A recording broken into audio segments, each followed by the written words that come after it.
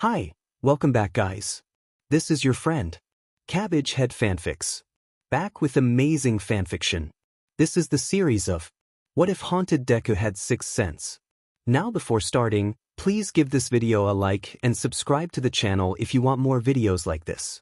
Now let's get into the fanfic. He was cold, he was shivering, and he didn't know where he was. It was dark outside, raining, and the mud was up to his ankles. He had to get inside. He couldn't remember how he got here. A pulsing pain screamed through his temple. Scratch that. Thinking could happen later. Remembering hurt too much right now. He managed his way to the building. He didn't know what it was, but maybe someone could help him. Somehow he managed to get in, but he was barefoot on top of it all.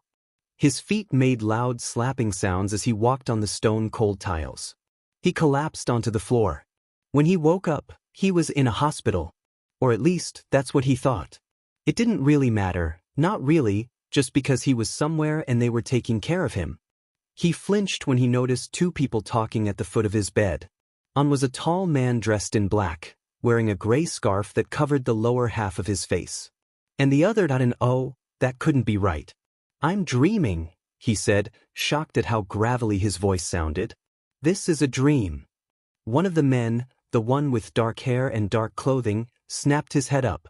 The lower part of his chin was covered by his scarf. "Kid, you're awake." "Nope, I don't think so." The man tilted his head like a cat. "Why don't you think so?" "Because if I'm not hallucinating, All Might is here," he said with a chuckle. "This can't not be a dream." "Do you remember your name, kid?" "Isuku Midoriya." "Do you know where my mom is?" He doesn't like the uncomfortable silence that follows. When Aizawa told Bakugo to come to the nurse's office, he'd assumed it was some sort of routine checkup. Then again, none of the other students needed to go. As he followed his teacher, he couldn't help but notice the tension in his shoulders. It didn't instill any confidence in his heart. They stopped right in front of the door, and Aizawa froze, turning to meet Katsuki's face. He could hear something. It was mostly muffled by the door, but still. Was that sobbing? "Aizawa-sensei, why did you take me here?" He buried his head in his hands, as if he was trying to physically wipe the tiredness from his eyes. "I think seeing would be better than telling you." The door opened with a metallic creak. Katsuki swallowed the lump forming in his throat. He wasn't scared, not really, but he couldn't let Aizawa's uneasiness go unnoticed. On the bed, All Might was hugging someone. He couldn't see their face, not from behind All Might's hulking figure, so he started walking closer. He could hear the sobbing now, the full force of it, and it sounded familiar. Too familiar. He could see the boy's hair now. It was green. It was green, almost like Deku. He didn't recognize the voice that came out of his own mouth. It was like a coarse whisper. The boy turned to him, and he was met with the wide, tearful eyes that he'd known so well. The eyes that seemed too large for his small face. "Kaken," he whispered. His face was soaked with tears. Katsuki walked over and Isuku instinctively flinched back, shielding his face from a potential explosion. But Katsuki only hugged him. "Don't ever do that again, you demon nerd," he said, trying to talk through his own tears. "I thought you died." "But my mom did." "Kaken, my mom." He was cut off by the sound of his own sobbing. "Decadot, how are you here? You died months ago. I went to your funeral, but you're here. What exactly happened?" "That's what we're trying to figure out." Katsuki wanted to jump out of his skin. He'd forgotten Aizawa was there at all. "I don't have a house, I don't have money, I don't have my mom dash. That's why you're staying here. At UA. Izuku's teary eyes got even wider, if that was even possible. "You'll be here so we can observe you. We detected that you don't have a quirk, but here's the thing. People normally don't come back from the dead. So we need to make sure you're okay. You'll be sitting in with Class 1, as lectures dash. But I never even got the chance to pass the exam. It wouldn't be as a student. But," he said, putting a hand on his shoulder, "that doesn't mean you can't learn what I'm teaching." It was 6 months ago, actually. 6 months ago when Izuku's whole life changed for the worse. He was walking back from school, trying to brush the ashes from his hero notebook, trying to forget what Kaken had said. A swan dive. Izuku shook his head. Best not to dwell on it. It was time to ignore it just like the rest of his problems. That was when it happened. He heard it first, the explosive force of a crumbling building. Then it was the smell of fire, burning clothing, screams in the air. All Might standing against a villain who he was losing to. Izuku hid behind a piece of rubble, trying not to notice the stain of blood on it. His apartment complex was on fire. What if his neighbors were still there? His mom was still there. Throwing caution to the wind, he ran towards the fight, towards the fire and the ash and the rubble.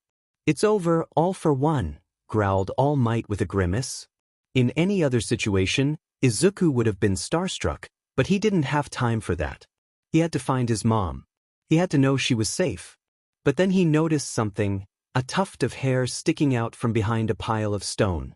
He made his way over and found two kids, a brother and sister, hugging each other.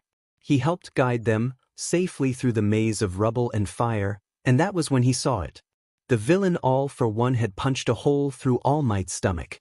Against his better judgment, he ran towards the villain in an angry rage. All for One turned to Izuku, placed a hand on his chest. That was the day Izuku Midoriya had died. "Young Midoriya, how did you sleep?" Izuku slowly opened one eye. His arms felt leaden, like they were weighed down, and his muscles ached. He honestly wished he were still asleep. Like the dead. He was awake enough that the cloudiness in his vision was gone, just in time to see the smile fall from All Might's face. He felt a twinge of guilt only before laughing at his own joke. He felt like All Might seemed to relax a little after that. There was a knock at the door and All Might appeared to be glad for the distraction. "Now I wonder who that could be?" The words came out before he could process them. "It's Kaken. He's angry." All Might's eyebrow quirked upwards in surprise, but before he could say anything, the door was thrown open, and standing in the doorframe was Bakugo. He was wearing his hero costume, but that wasn't the first thing Izuku noticed. It was the angry, maniacal expression on his face. If looks could kill, the entire downtown area would be gone. He looked at Izuku, and that energy shifted, like he was still angry, but it wasn't on the forefront of his mind anymore. "Deku." It wasn't a question or a greeting, it was more like, "Hey, I know you're there, you damn nerd, and I won't admit it, but I'm worried. I'm too sad right now to talk, I just don't want you to think I'm ignoring you." Izuku was a little confused. He was inferring a lot of things just by looking at Kaken. He wondered if this is what it's like for a blind man to see. "All Might, I need to talk to you. It's about the grape juice." Izuku couldn't help but laugh. It was like trying to say, "Bubbles," when you're mad. But with one look at Bakugo, he knew that the rage was back and it wasn't going anywhere. Izuku put a hand on his mouth self-consciously, but Kaken wasn't paying attention to him anymore. "You're talking about Mineta, isn't that right?" All Might was smiling and still had that iconic bold posture, but Izuku sensed something more along the lines of, "I know you're angry, son, but I don't want you to do anything reckless. I don't know what your classmate has done, but I don't want you to murder him. And I don't want your anger turned on to me either. Because I'm not as strong as—" "Hey there, problem child. You alright?" It was Aizawa. He was a mystery yesterday, but now Izuku felt like he understood him perfectly now.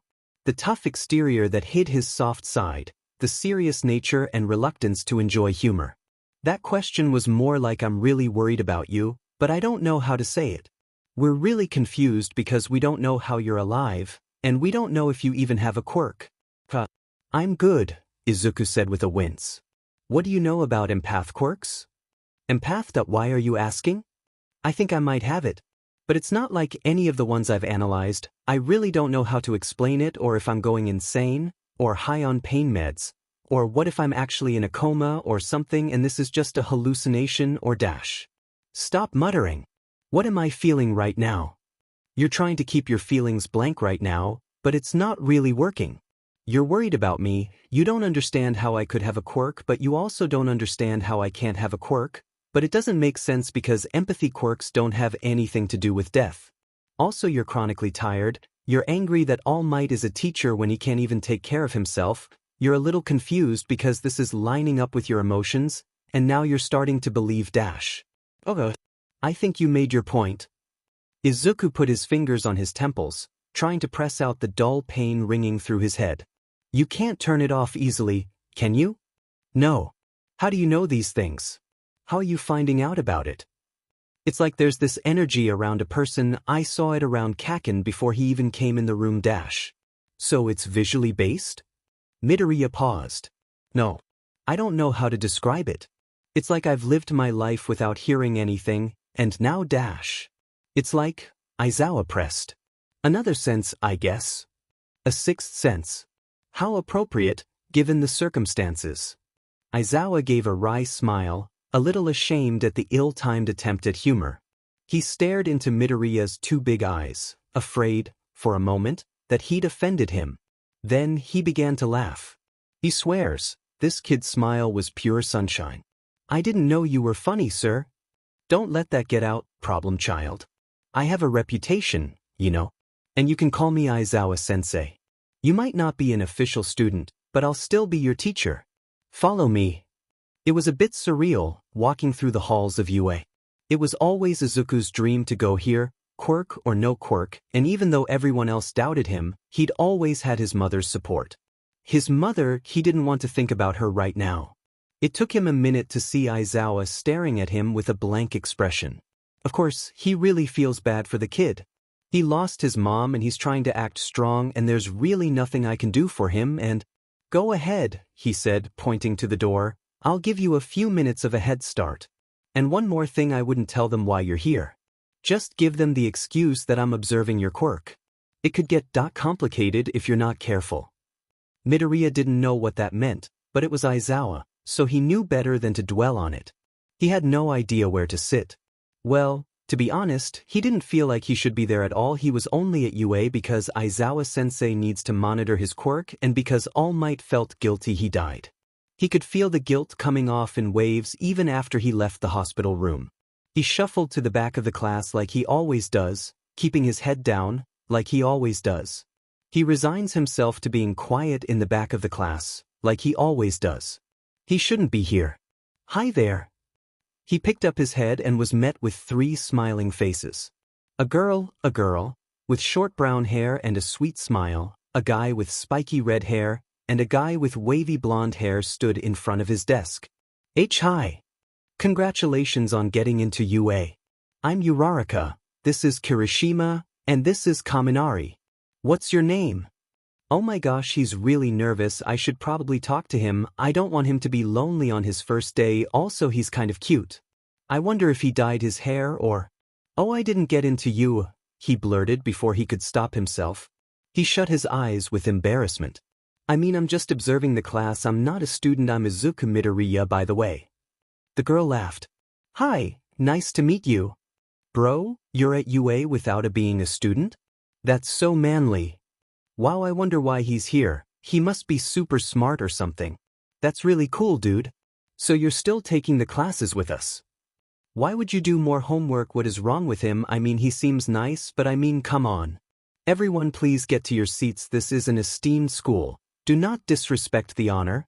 The boy with the glasses paused. His choppy hand movements stopped midair. He glared at Izuku. Who the F is that? Why in God's name is there another student? Did they expel that perv and replace him already? It's about demon time, but this new kid doesn't look like anything special. Is the admissions team on drags? Midoriya couldn't help but laugh out loud. He clapped a hand over his mouth with a loud slap. The emotions he was giving out were so different from what he conveyed outwardly. He started to walk over and suddenly, Izuku stopped laughing. It wasn't as funny anymore, not with him towering over him. Hello, my name is Tenya Ida. May I ask as to why you are sitting with Class 1A? Oh hi. Well, I'm not exactly a student. I got my quirk recently and Aizawa-sensei is monitoring me? To figure it out, I don't know what it does. Oh, don't get nervous. Ida's a little intimidating at first, but he's really nice. Why aren't you in your seats? It wasn't a question, not really. All right, students, time to give you a mini heart attack. You're going to think I'm really mad at you when I'm just having too much fun messing with you. Kaminari nudged Izuku in the shoulder, desperately pointing his eyes towards Aizawa. Midoriya? You good with that? Izuku felt his face flush. Sorry, Aizawa-sensei, would you mind repeating that? A girl with pink skin and horns bursted out laughing, as well as someone he couldn't see at all. He sunk deeper into his chair, trying to ignore Bakugou shaking his head. A boy with purple hair rolled his eyes tiredly, as the other boy with purple hair chuckled too loud. And was he wearing a diaper? Midoriya, I want you to analyze all of their quirks. Find their strengths, weaknesses. Can you do that while they're practicing? Yes, sir. It turns out most of the analyses were really straightforward. Hagakure's quirkless when it comes to fighting, but she'd be great for stealth missions. Kirishima's really strong, but needs to increase the amount he can harden in order to be more successful. Bakugo and Todoroki were incredibly skilled, but a little too overzealous, and by extension, a little reckless. Kota is limited by the amount of animals nearby. Sato is limited by availability of sugar. Uraraka needs to increase her limits. Kaminari needs more control. Aoyama needs to vary his attacks. Ojiro is very skilled with martial arts, but that is all he has. Jiro and Shoji are incredibly skilled, but need better spur-of-the-moment thinking, and Mineta needs to remember to think at all. Siro and Tokoyami need to work on their range, and Ida and Tsuyu need endurance. It was Momo Yayorozu that confused Isuku. She was obviously intelligent she had to be, in order to create materials out of nothing. But she was also able to increase her strength and speed. The two abilities seemed incredibly different, and she seemed more comfortable with her creation quirk. After training, the first thing Isuku did was find All Might. I'm sorry, I can't talk right now, young Midoriya. I'm out of time. I don't want to reject him, but he can't know. He'll think less of me. Why are you worried about what I'm going to think of you? He said, before he could stop the words from leaving his mouth. All Might's eyes widened in shock. I may or may not have an empath quirk. Also, I need to talk to you about All for One, he blurted clumsily. Without warning, All Might grabbed his shoulder and dragged him into Recovery Girl's office. For lack of a better word, he deflated into a skeletal form. He coughed into his hand, wiping it on his shirt, hoping Midoriya wouldn't notice the blood. But he knew he'd see the blood. The kid was observant. I'm sorry, young Midoriya. I didn't want you to have to see me like this. All Might wouldn't lift his eyes to meet Izuku's. All Might, sir? Is this because of your fight with All for One, he said, trying to ignore the tortured look on his idol's face. He sure as hell wasn't smiling. I saw him punch you. I saw him punch through you. All Might closed his eyes and took a deep breath. Yes, that's why I'm like this now. Is that what you wanted to talk about? He said shortly. It wasn't angry, but it was an incredibly tired string of words. No, it was actually about one of the students. I don't know much about All for One, but is it possible? Is what possible? Is it possible he forced Yayorozu to take another quirk? All Might laughed lightly. You had me worried for a second. Let me tell you about my quirk. It's called One for All. It was safe to say that Midoriya had never been more wrong in his life. After the first day of classes, Izuku was starting to feel like he belonged. Uraraka, Kirishima, and Ida, somewhat reluctantly, ate lunch with him.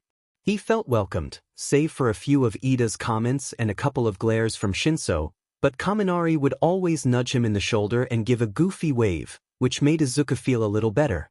And then came the nightmare.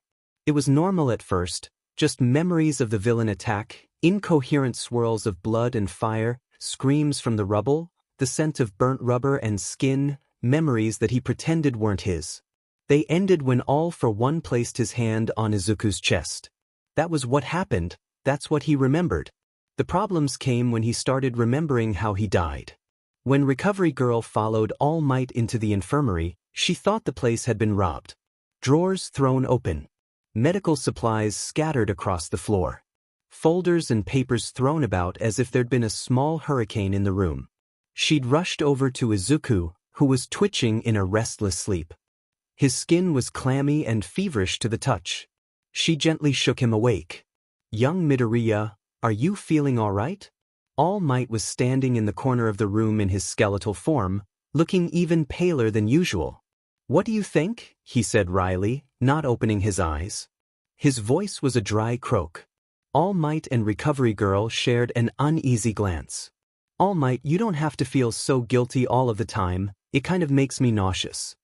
There was a shocking bitterness laced in his voice, like barbed wire sticking through wool. He furrowed his eyebrows, still refusing to open his eyes, as if opening them would make everything he saw real. Midoriya? I can feel the emotions coming off of you, the guilt, the pity, it's overwhelming. Oh, and here comes the shock, the surprise. Did you already forget I sense your emotions? Young Midoriya, what happened since we spoke yesterday? Finally, he opened up his eyes and All Might saw an expression that should never be on the face of a child. The absolute, sheer terror was enough to shatter the old man's heart. Mr. Aizawa walked into the room, his eyes pleading with a silent question. I remember how I died. How I was murdered. And how I got here. Do you want to talk about it? Aizawa said, sparing All Might from finding the courage to speak. His tone was flat and his face was blank, but only an idiot would think he didn't want to know. And no, I don't. But I need to. I have to. I don't think I can handle this by myself. Isuku was about to fall apart at the seams, and they all knew it. All for one killed me with a quirk that shattered my bones, one by one, until my body couldn't take it anymore. He'd said it slowly, but winced as if each word were a stab to the gut. His tone was painfully apathetic and factual. The three teachers didn't dare breathe after a declaration like that. How could they? And I woke up in my grave. Had to claw out. I walked here. His tone was clipped, but at this point, tears were already streaming down his face. All Might, would you do me a favor and get Nomuri to come over here? Who's that? Midoriya barely choked out through sobs. She's got a quirk that puts people to sleep. Midoriya moved so suddenly that Aizawa didn't have the chance to react. He gripped his scarf with trembling, desperate hands. He stared him right in the face with an expression of paralyzed fear. I can't live that again. I know, problem child. Her sleep is dreamless. I thought of that already. Midoriya collapsed from exhaustion, quietly sobbing into the pillow. He briefly registered a woman in sweats walking into the room and speaking in a hushed tone with Aizawa. He saw a soft pink mist and fell into a mindless sleep. When he opened his eyes again, it was morning, and Mr. Aizawa was lying on the floor in his yellow sleeping bag, and the woman from last night was snoring in a chair near the foot of his bed. He looked at the clock. 10:17 a.m. He'd made Aizawa-sensei miss class. He was preventing the students from learning more, and it was all his fault. Midoriya, it's Saturday. You know that, right? Midoriya flinched. You're awake, sensei? I hadn't realized. It's a special skill of mine, he said with a mischievous smile. His expression was replaced with a genuine one in an instant. How are you feeling? And be honest, problem child. I'm feeling better than yesterday. It's just not real to me now. Knowing that my mom could have died in just as horrible of a way. He was interrupted by a loud snore. Aizawa sighed, got out of his sleeping bag, and kicked the base of Nomuri's chair. What? Cats, she said, with wide eyes that were not awake. Nomuri, you were snoring. Oh, don't let that get out. It would ruin my whole CC persona, she said, wiggling her eyebrows comically. Wait a minute, Midoriya said suddenly. You have a sleep quirk, right? He didn't wait for her to answer. You're midnight, right? She smiled, absent-mindedly wiping the drool from her chin. Boys, I don't usually look like this when I'm working. Call me Nomuri, Midoriya. He swallowed the lump in his throat. How much do you know? I know that you are struggling with nightmares. And that you went through something rough, but it doesn't matter what it is. I'll help if I can, and you don't have to tell me anything you don't want to. Aizawa wants me to help you sleep until we figure out what's up with your quirk. Is that all right? Yes, that would be great, he said too quickly. We're missing one of our trio. Midoriya raised an eyebrow, interest piqued. Aizawa groaned and sunk to the floor. I dunno, don't you think Mike is a little too loud? Present Mike? You guys know him? Aizawa rubbed his temples. Spoke too soon on the too loud thing, problem child, didn't I? Isuku flushed. We were friends when we went to UA, explained Nomuri. I'm going to give him a call. And so the four of them spent the weekend, catching up, talking about quirks with Isuku, and eating ungodly amounts of food. A couple of times Recovery Girl and All Might dropped by, once with a very confused Yayorozu, but for the most part, it was quiet and peaceful. Aizawa had noticed that Midoriya wasn't as animated as usual and sometimes refused to talk at all, but Aizawa couldn't even begin to imagine what he was going through. He lost someone close to him too, but he hadn't died himself. And he was hoping that he wouldn't anytime soon. On Monday, he wasn't sure that it was a good idea for him to sit with the class. He still didn't know if Midoriya had any control over his quirk, though he hadn't used it since Friday, but he wasn't sure if interacting with students like Bakugo and Shinso was going to work out okay. He loved Shinso, he was close like a son to Aizawa, but he'd noticed the jealous glare Shinso had thrown Midoriya's way multiple times. But no, Midoriya wanted to go to class. Hey man, rough weekend? Kaminari was sitting on Midoriya's desk. Yeah. A bit. Dude, the guy seriously looks exhausted. I hope he's okay. Hey Midoriya. You were analyzing our quirks, right? Oh man, I hope this makes him feel better. He just looks so sad. Aizawa-sensei did mention that he likes talking about quirks, or was that Shinso? Oh yeah. Your quirks are seriously amazing. Midoriya. He flinched at the touch of a hand on his shoulder. The clavicle would shatter first, then the ribs, one by one, snap, snap, snap. Weiss, he blustered, turning around to see eyes with circles deeper than his. I want to talk to you after class. It's important.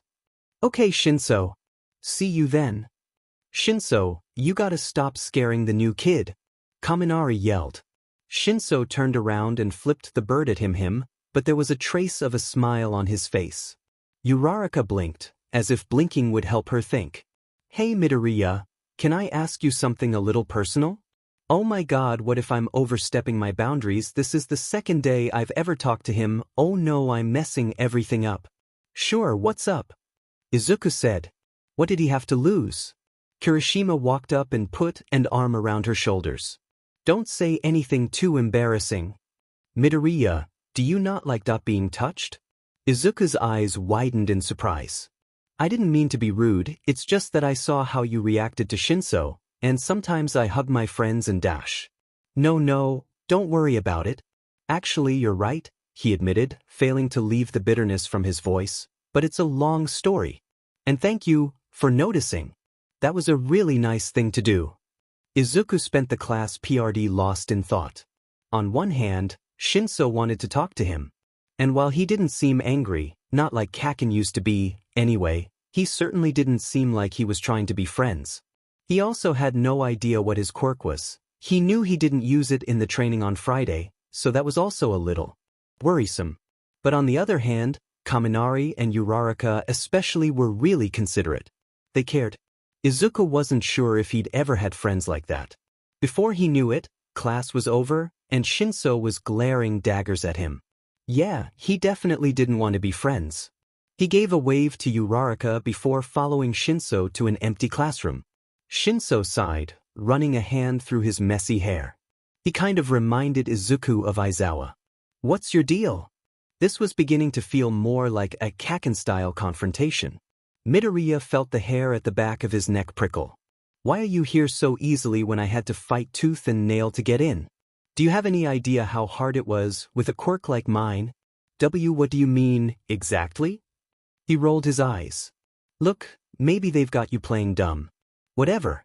Obviously you're valuable to Aizawa-sensei, otherwise why would you be having this special treatment?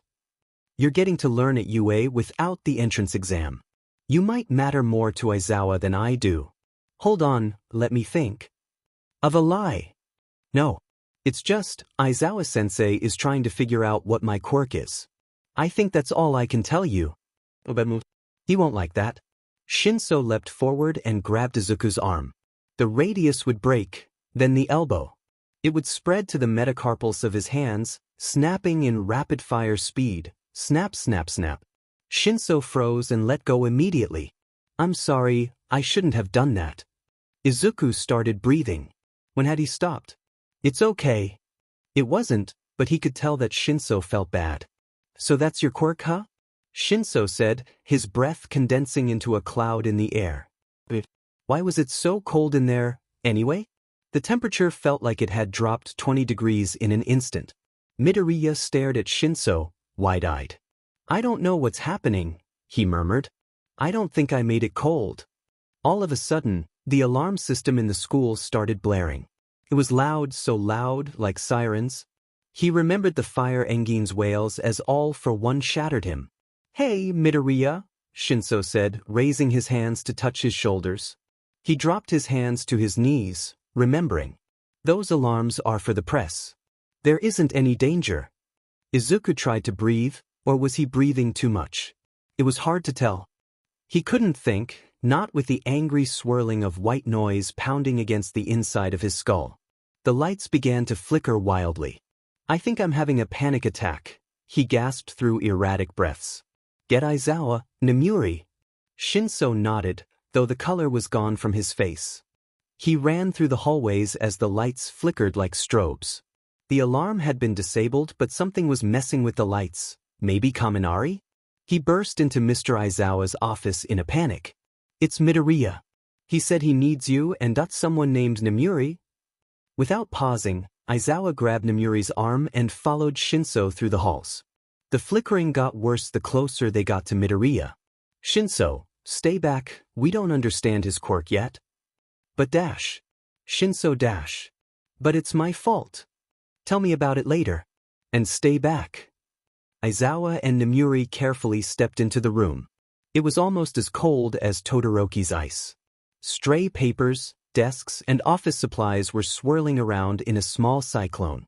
Midoriya was curled into a ball on the floor from panic or pain. Shinso couldn't tell. Midoriya, I need you to look at me. I need to erase your quirk. His voice was steady, but it wasn't calm. It was desperate. Midoriya opened his eyes, so green that they seemed to glow in the darkness of the classroom. Or maybe they were glowing. The light above him sparked out from too much electricity.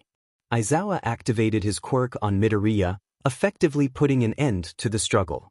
That's what should have happened. Except it didn't work. He couldn't erase Midoriya's quirk. Nomuri, he shouted, hoping that would be enough of a command for her to understand. She pulled back her sleeve and Midoriya collapsed. The objects floating in the air clattered to the ground, the lights stopped flickering, and the temperature was back to normal. Shinso wasn't really sure what happened, but when he went back to class, Kaminari put it best. Dude, you look like you've seen a ghost. Shinso couldn't help but feel nervous as he prepared to meet Midoriya. Well, look what happened last time. He gave him a panic attack, just because he was too jealous to think that Midoriya was going through his own stuff. He followed Aizawa through the door, where Midoriya was sitting on the edge of a hospital bed, looking a bit pale. He also had dark circles lining the bottom of his large green eyes. He was frowning, but when he looked at Shinso, his expression lit up. Shinso! Midoriya! Why did you want to see me? He paused, looking down at his hands. I wanted to apologize for yesterday. For putting you in danger with my quirk. Of course, I didn't know it was going to do that. Shinso walked over and took a seat opposite Midoriya. If anyone's apologizing, it should be me. And Midoriya had the audacity to look surprised. Geez, he really was a goody two-shoes, wasn't he? Shinso wondered why Midoriya didn't hate him. I didn't respect your boundaries, and because of that, you got hurt. Oh, you didn't know. It's not your fault. Yes, it is. I shouldn't have put my hands on you either way. Midoriya waved his hand as if this were normal. Oh, that was nothing. You shouldn't be so forgiving, Shinso said, narrowing his eyes. He knew what it was like to brush aside the cruelness of others for his own sake. Except, it only served to hurt him. You were bullied too. Shinso's eyes widened in shock. Sorry, part of my quirk is empathy. I didn't mean to pry, it's not something I can control yet. And if you don't mind me asking, what is your quirk? It's just you didn't use it in training and dash. I'm ashamed of it? Well, yeah. I don't understand how someone could dash. It's brainwashing. That's my quirk. It's a villain's quirk. Midoriya started laughing. He actually started laughing. Shinso continued to stare, dumbfounded, as he kept laughing. Shinso, that's a hero's quirk. You could end battles without throwing one punch. You could end hostage situations and, he trailed off, registering Shinso's conflicted expression. No one's ever said anything like that to you, huh? No. They haven't, he said quietly. What is your quirk, by the way? Oh, well, I have no idea. But the levitation part of my quirk that you, saw, yesterday it could have come from my mom. She had a telekinesis quirk. Shinso noticed how he said, had, and how Midoriya's energy seemed depleted after mentioning his mom. He decided not to comment. Midoriya, I know you must hate me, but if you ever want someone to help you with your quirk, well, anything you need help with, don't hesitate to ask. He left the room before Midoriya had the chance to respond. Isuku was able to leave a little while later, and while he was glad to have the help, he was a bit anxious to get away from a very attentive recovery girl. He walked to the training grounds. That's where recovery girl had told him to go. Aizawa raised an eyebrow when he saw Midoriya, but his concentration shifted. He had to focus on looking grumpy even though Midoriya was smiling at him. Honestly, it wasn't easy. That kid's smiles were contagious. The students were sparring, a pair would fight, and the other students would comment after the match and critique their technique. Right now, Shoji and Hagakure were fighting, which in Izuku's opinion, was just about one of the best matchups. Shoji's senses would be set against Hagakure's stealth. Midoriya, what are you doing here? Aizawa-sensei. Recovery girl said I was all clear. He put his hand to his chin in thought. This could be a good idea, but it could be a very, very, very bad idea. I mean, we got to activate the kid's quirk, but I don't want him to be in danger, but I also don't want to endanger the other students. Aizawa-sensei, what are you planning? He had to wait for midnight to show up, and waiting wasn't helping the nerves. Midoriya was certain that if he'd eaten his lunch, he would have lost it. I mean, sure, he and Kaken weren't enemies, per se, but Aizawa-sensei didn't know their history. Alright class, I need you to listen up. Aizawa's announcement obliterated any conversations that were happening. He sighed, annoyed as usual, before he continued. Now I'm sure most of you have met Midoriya here. Izuku waved awkwardly. Uraraka giggled and waved back. He's not a student, but he's got a quirk that, frankly, we don't understand it. And my quirk doesn't work on it. He only just manifested this quirk, so we're working to try and figure out what's going on. Midoriya noticed Yayorozu's eyes light up in interest. Interesting, could it be an invisible quirk? Or perhaps a mutation, though it's strange for it to develop so late. So, earlier today, Midoriya accidentally activated his quirk to what we believe is the fullest extent while under stress. The alarms, murmured Tsu. Midoriya tried not to notice Shinso avoiding eye contact. So naturally, we need to know what's going on, but we need a good way to put him under stress dash. Which is why Midoriya will be fighting with Bakugo next, finished Midnight, who just walked over with present mic. Izuku couldn't help but see Katsuki's eyes widen in shock. Kirishima looked torn, before cheering both of them on, which made Izuku smile. Ida locked his eyes on him. Although I don't condone violence to help, I am afraid that there is no other option to help Midoriya dash. Beef him up. He's such a D, so if you can put him in his place, will you? He's just so arrogant and so loud that sometimes I wish I could punch him myself. Midoriya shook his head with a wonderstruck grin. He didn't think he'd ever get used to Ida's emotions. You ready, Deku? Katsuki said, definitely not ready himself. Oh god, what if I hurt him? He already died once. Yeah, Kaken, bring it on. He heard a bunch of snickers from the other students, but decided, for the sake of not being too embarrassed, to ignore it. Just like the rest of his problems. Bakugo's attacks started out pretty tame. It was mostly easy to dodge, small explosions, and Izuku avoided each one. But Katsuki wasn't stupid. He didn't let Izuku get a single hit in. And that's when he noticed it. Bakugo's rage started to overtake the desire to hold back. Damn it, you nerd. Why can't you just take the demon hit? I want him to cry like he used to. I want him to give up so he knows I'm the best there is. It was getting harder to dodge. A punch locked with the right side of Izuku's jaw. Finally. Just give up like the pathetic nerd you are. Worthless. Quirkless. Explosion. Deku. Izuku saw the next attack coming a mile away. It was a blast that he'd have to charge up, which meant it took longer. He grabbed Bakugo's wrist and kneed him in the stomach. He howled with rage. "Oh, you're going to pay for that, you dim nerd. You don't have any idea what's coming." "Actually, I think I do." He's not sure what made him do it. Maybe some of Kaken's rage had rubbed off on him. Or maybe he was tired. Maybe he was just so tired that he couldn't handle it anymore. "I know what your explosions feel like, Kaken. And I know what you'd say too. You'd call me worthless, a waste of space." Throw a punch. It missed, but that's okay. "What the hell are you talking about, you dim and idiot? This isn't worth my time. You're just a waste of time." Izuku felt something snap, something cold. "Want to tell me to take a swan dive off the building, Kaken? Or was that only before you pretended you cared about me?" His voice was calm, too calm. He tuned out the horrified expressions of his classmates and stared at Bakugou, whose face was covered in despair. He felt an energy surge through him, something he didn't recognize. He saw his breath condense in the air. "Now Midoriya," shouted Aizawa. His scarf was whipping around in the wind. Izuku had forgotten he was there. "Try to move something. Try to control it." He held out his hand, just like he'd seen his mom do, and willed the energy to push. Bakugou flew through the air, but so did a lot of the things around him: spare gym equipment, jackets, and water bottles. Bakugou fell to the ground with a groan. Izuku's shoulders slouched and the wind stopped. "Oh," he said tiredly. It was calm, but not the angry calm it had been before. "It's a radius of levitation.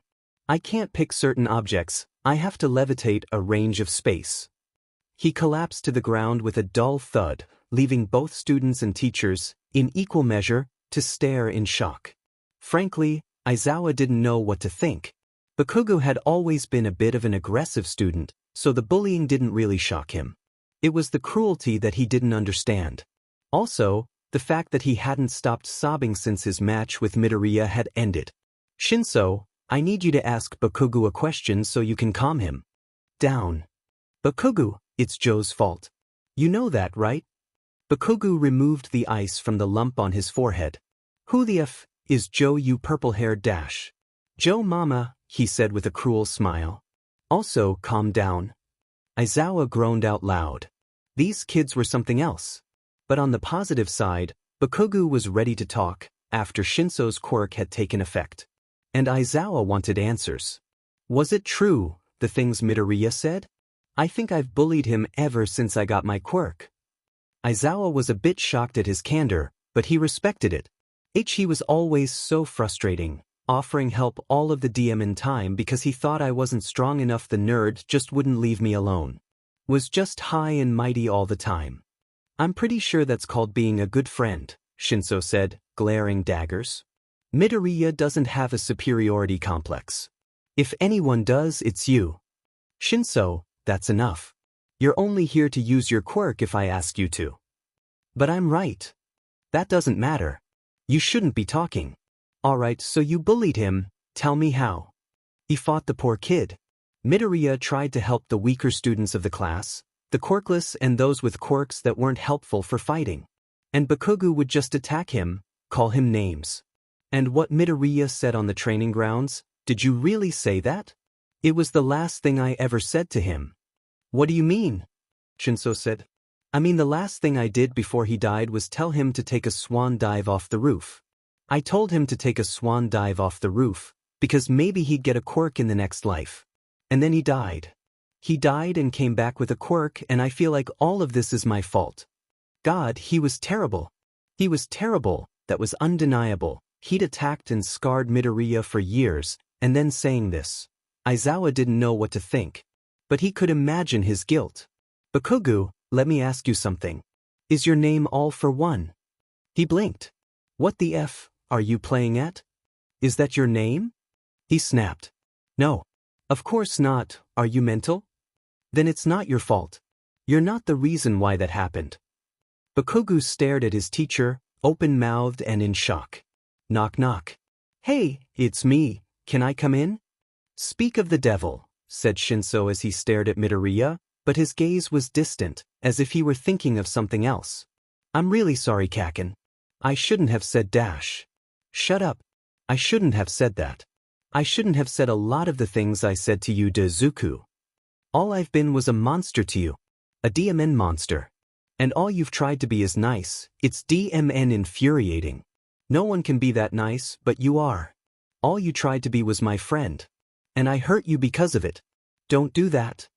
What the hell are you talking about? Call me Isuku. It sounds wrong. Keep calling me Deku. Alright, this is sweet and all, and you're still way too forgiving, Midoriya, but can someone please explain what's going on? Did you actually die? Midoriya's face fell. Oh yeah. Well, it's a long story dash. Midoriya, you can tell him, Aizawa said gently. I trust him. And I know you want to tell him. I don't need an empath quirk to tell. Oh well. So basically there was this villain attack like, a little while ago dash. 6 months, you DMN nerd. Did you forget how to count? Oh yeah. So he was fighting with All Might.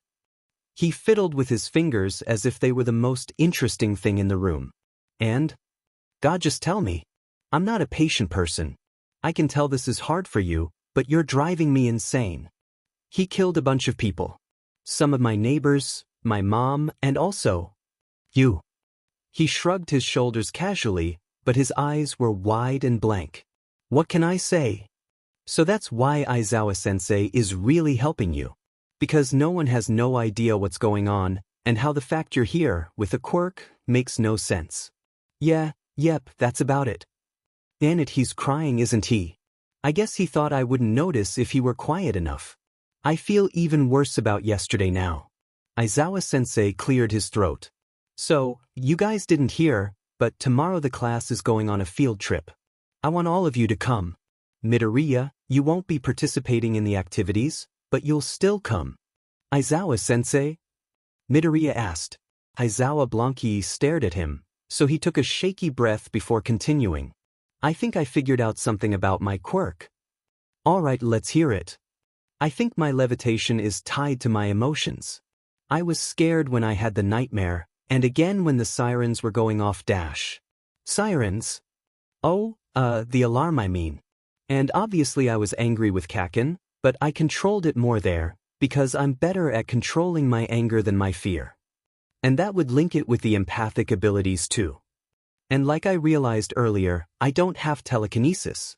It's more like a leviational field, it's not like Uraraka's anti-gravity either. Midoriya? He turned to Shinso, wiping the tears from his face. You don't sleep much, do you? What? I mean, I do sometimes dash. I don't either. He smiled. And so did Midoriya. The bus ride was surprisingly fun, given the circumstances. Everyone kindly ignored the incident from the day before, and both Midoriya and Bakugo were equally glad. Uraraka, Kirishima, Ida, Shinso, and Kaminari huddled around Midoriya in the back of the bus. Your quirk is kinda like mine, isn't it? Oh boy, that was rough yesterday. I really hope Bakugo didn't actually tell him that. But actually no. Shinso smiled to himself. What do you mean? I mean, you both make things float. Kaminari said, and Ida seemed surprised that there was logic behind something he said. He gave up and leant against Shinso's shoulder. Well, yeah, but I don't make things weightless. I still use like a force or something, but it's not as accurate as telekinesis either. You really know a lot about quirks, don't you? Midoriya let out a small yelp. He wasn't sure when Yayorozu decided to sit behind him. All of his friends politely ignored his high-pitched scream. I thought I was quirkless for a long time, so it was like a hobby? To study quirks, he explained, before moving back to the last conversation. And also, some part of my quirk is empathy. I haven't really figured out how to turn it off though. That's fascinating, Midoriya. I should have noticed from how intuitive you are. Shouted Ida. Oh shit, if he's going to think I'm such a dimmin' fool. Oh really? What have you noticed about us? Oh good. Things, I hope, Kirishima said with one of his pointy smiles. Oh yeah. Well, you and Kaminari are pretty transparent with your emotions. And Uraraka's a little more nervous than she lets on. Shinso's a lot like Aizawa-sensei, anyway. Pretty sarcastic on the outside and really caring on the inside. And Yayorozu, you're pretty analytical of a person. You're emotional but you're good at focusing on what you want. And what about me? Ida said. No, this isn't good. Oh if dash. Oh no. You've got super intense emotions, Ida. I wasn't expecting it exactly, but it's kind of cool to know. Midoriya said, talking like he didn't know what he should be saying. The bus lurched to a stop, saving Midoriya from elaborating. As a class, they walked into the building. It was an arena, with different zones. Water, fire, a cityscape, a forest, and more. Aizawa motioned for Midoriya to follow him. I want you to stay close today. I don't want dash. Midoriya froze. Aizawa felt a chill run up his spine. What is it? That's 13? They're so cool. Aizawa let out an audible sigh of relief. The kid was going to give him a heart attack someday. Hello, heroes. 13 said with their metallic voice. Welcome to the Unforeseen Simulation Joint, or USJ. Huh, like Universal Studios Japan, said Kaminari, nudging Shinso in the shoulder. Be quiet and pay attention. It's important to be engaged in every lessons. Ida chided. You're kind of funny when you're not a FING idiot, aren't you, Kaminari? Midoriya tried not to smile too wide. Today, we'll be doing rescue training? All for one. Midoriya gasped. Wait to kill all my... He clasped a hand to his temple. I hope this job is worth it. I know working with the League is a risk, but... He fell to his knees. And I move the pawns, one by one, until it's checkmate for the heroes. Midoriya, what's wrong? It could have been Aizawa, it could have been Uraraka, Shinso, Kirishima. His migraine pulsed too hard to tell. Someone's here, someone's here. Purple clouds materialized from nowhere, and then, it all went to hell. It could have been 10 villains. 24 maybe. But it didn't matter how many were there. The only thing Isuku was aware of was the foreboding sense of dread that crawled up his skin like a viper. Students, stay back. I'll take care of them, Mr. Aizawa said, voice calm amidst the storm. There's no way I can do this, but I have to try. They're trying to hurt my students and I'd rather die than watch one of them get hurt. Before Midoriya could react, the purple smoke expanded and swirled. All he could see was the angry shades of black and violet, and all he could think of was the undeniable sense of vertigo. When he opened his eyes, he saw Shinso, Mineta, and Tsuyu.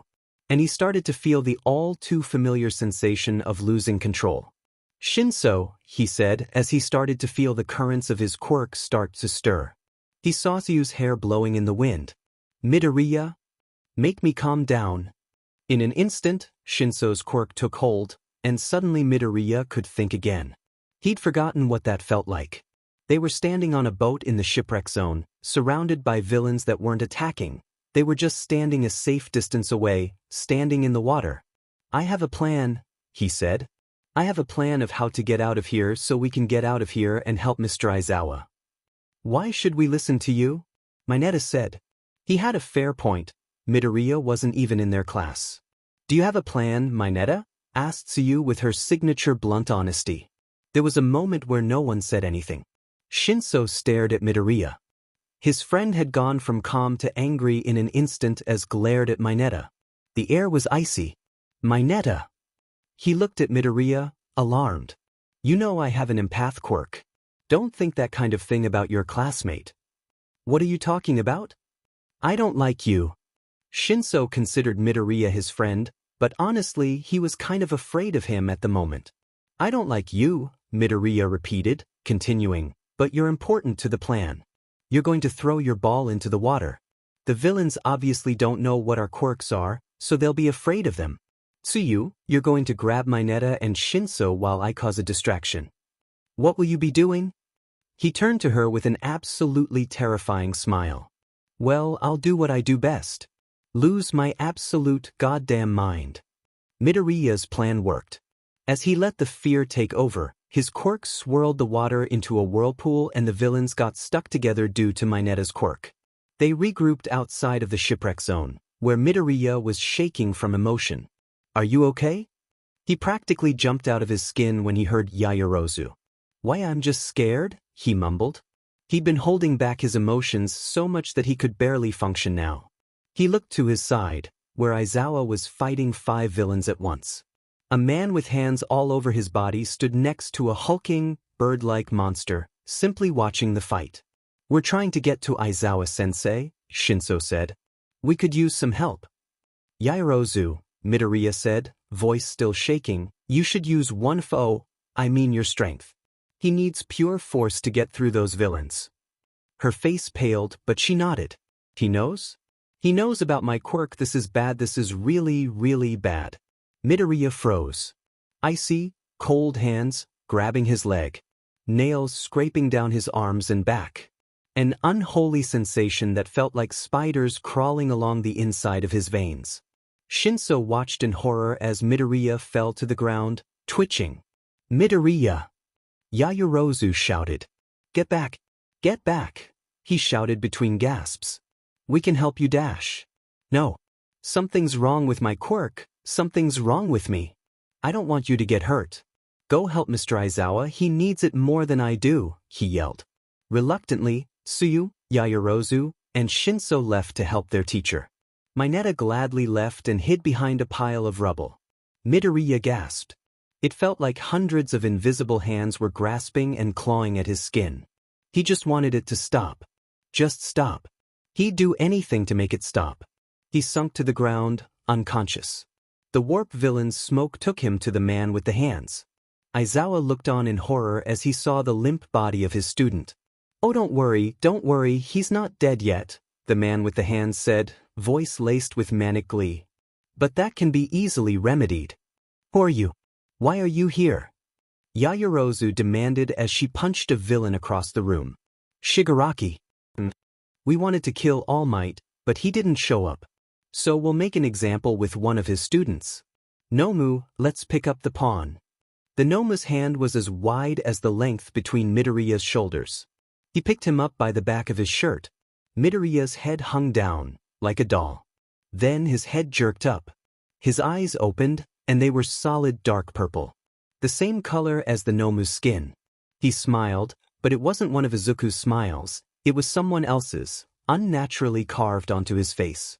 Purple tears leaked down his face like trails of paint, and when he spoke, it was 2 voices, Midoriya's and a man's voice that no one recognized. "Oh, Shigaraki, you killed both of us once, now it's your turn." Midoriya was talking. He was talking, but there were 2 voices, and one wasn't his. And the words were not his words. Someone or something was controlling him, and he couldn't break free. He was vaguely aware of the horrified expressions of Mr. Aizawa and his classmates. Bakugou seemed frozen in place. "Oh, Shigaraki, you killed both of us once, now it's your turn." Who was that? Who was saying that? Now I'm sure everyone's a little confused. That would include Izuku. But really, it's not that complicated when you think about it. He wanted to scream, to cry. He wanted to do anything that was his own choice, but he felt like a marionette, and someone else was controlling his strings. "Whoever this poor kid is," both voices said, gesturing to his own body, "he has a connection with death." "I don't have time for this," whined Shigaraki, scratching the base of his neck. "Shigaraki, we must proceed with caution." "Yeah, listen to Kurojiri, Shigaraki. You betrayed me in the worst way possible, and now, I've found a way to get revenge," Izuku said with an unnervingly wide smile. He was still crying purple tears. "Nomu, punch him to bits," Shigaraki said with a smile that split his chapped lips. "No," shouted Aizawa, but he was pinned down by the Nomu's other hand. The Nomu threw Izuku to the ground and raised its fist. Izuku started laughing. And the Nomu slammed down his fist. "Midoriya!" shouted Uraraka, and she started running. Shinso held her back, and Yayorozu stood still in shocked silence. The Nomu picked up his fist, and there he was totally unscathed. He turned to Shigaraki with a crooked grin. "Does this shock absorption look familiar to you?" said the 2-toned voice. "That's not possible," Shigaraki stuttered. He looked legitimately unnerved. Midoriya stood up and dusted himself off. "It shouldn't be, but it is. And now I can finally get revenge." "Midoriya," Aizawa said. He tried not to flinch when he saw the solid purple eyes. It looked like he was crying purple metal. Whatever quirk this is, we can stop it. Midoriya started to cackle. Oh man, this goes so far beyond quirks. You have no idea what this kid is capable of. I'm not talking to Midoriya, he realized, thinking aloud. So who are you? Why don't you ask Shigaraki? He knows better than anyone. You're just some kid. I've never met you. Midoriya looked at his hands. Well, I am borrowing the kid's body. But you have met me. Whoever you are, leave Midoriya out of this, please. Good to know that the kid has people who care about him. He's going to need it. But no, I can't let the kid go just yet, I'm not done. You see, Shigaraki came to me a couple of years back, when I was just a petty thief. I was struggling with money, and he offered me a place with the League of Villains. His cheeks were almost entirely covered with purple now. And like an idiot, I accepted. It started off normal enough endurance testing, training, a little bit of field work. And that was before the lab. His fists clenched. The doctors experimented on me and tortured me for months. The temperature dropped. They took my body, what used to be a human, and they turned it into that. He pointed at the Nomu, with its blank eyes and exposed brain. He turned to Shigaraki. You had no right to do that, to torture me. To rip me apart, day by day, inject me with poisons and turn me into a monster. I may not have been a good person, but I was still human. The air began to swirl around angrily. The fluorescent lights began to flicker. You hurt me so much that my soul left my body, and now you're parading my mutilated corpse around like a pet. He held out his hands. His fingers twitched in short, unnatural movements like a broken robot, and Shigaraki was thrown from side to side with an invisible force. He clenched both fists, then flicked all of his fingers outwards, and Shigaraki collided with the Nomu with the sound of crushed bones. The doors to the USJ were thrown open as Ida reappeared with the pro-heroes. Kaminari grabbed Shinso and Uraraka and ran towards the fight. Midoriya collapsed to his knees, and the purple began to leak from his mouth. He blinked, and his eyes were back to normal. Hey man, are you okay? Asked Kaminari. His voice sounded more concerned than disturbed. Uraraka and Shinso, however, seemed unable to speak. And no, he said shakily. Normal, clear tears washed the purple from his cheeks. I don't know what happened, he was in my head and I couldn't do anything, I was trapped inside my own head and I couldn't do anything. Kaminari hugged Midoriya. He initially flinched at the contact, but took a deep breath and began to relax. And with that relaxation, Midoriya began to sob. When Midoriya woke up, he was in a hospital bed. Aizawa, Shinso, and Bakugo sat by the side of his bed. He blinked a couple of times, but it was still blurry. They put you on pain meds, you'll be all right, Shinso said. And no one else was hospitalized from the incident. Midoriya sighed in relief. That's good to hear. A sharp pain cut through his head like a hypodermic needle. He winced. Midoriya, what do you remember from the USJ? Aizawa asked cautiously, as if one wrong word would cause him to spontaneously combust. I know a lot of stuff was happening, so I'm not sure how much. I remember everything, he whispered. I remember the whole thing. He stared at the ceiling, pretending that was more interesting. What the hell happened? Blurted Bakugo. What did you do? Don't blame this on me, he snapped, and his voice cracked with emotion. Bakugo recoiled as if he'd been slapped. Every second of it was hell for me. Do you not understand that? Would you like someone to go into your head and control your body? Would you like to be trapped, unable to move or say anything else? Or what about when it took control? It felt like hundreds of people were tearing apart my skin. Would you like that, Kaken? I don't think that's what he was saying, Midoriya, Aizawa said quietly. I think we all want to know what you know. Do you have any idea what happened? I don't, Midoriya said, and the words tasted dry on his tongue. What are your theories so far?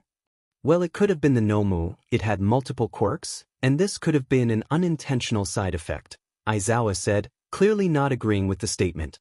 Shinso had been quiet. Too quiet. Shinso? Do you have any ideas about what happened?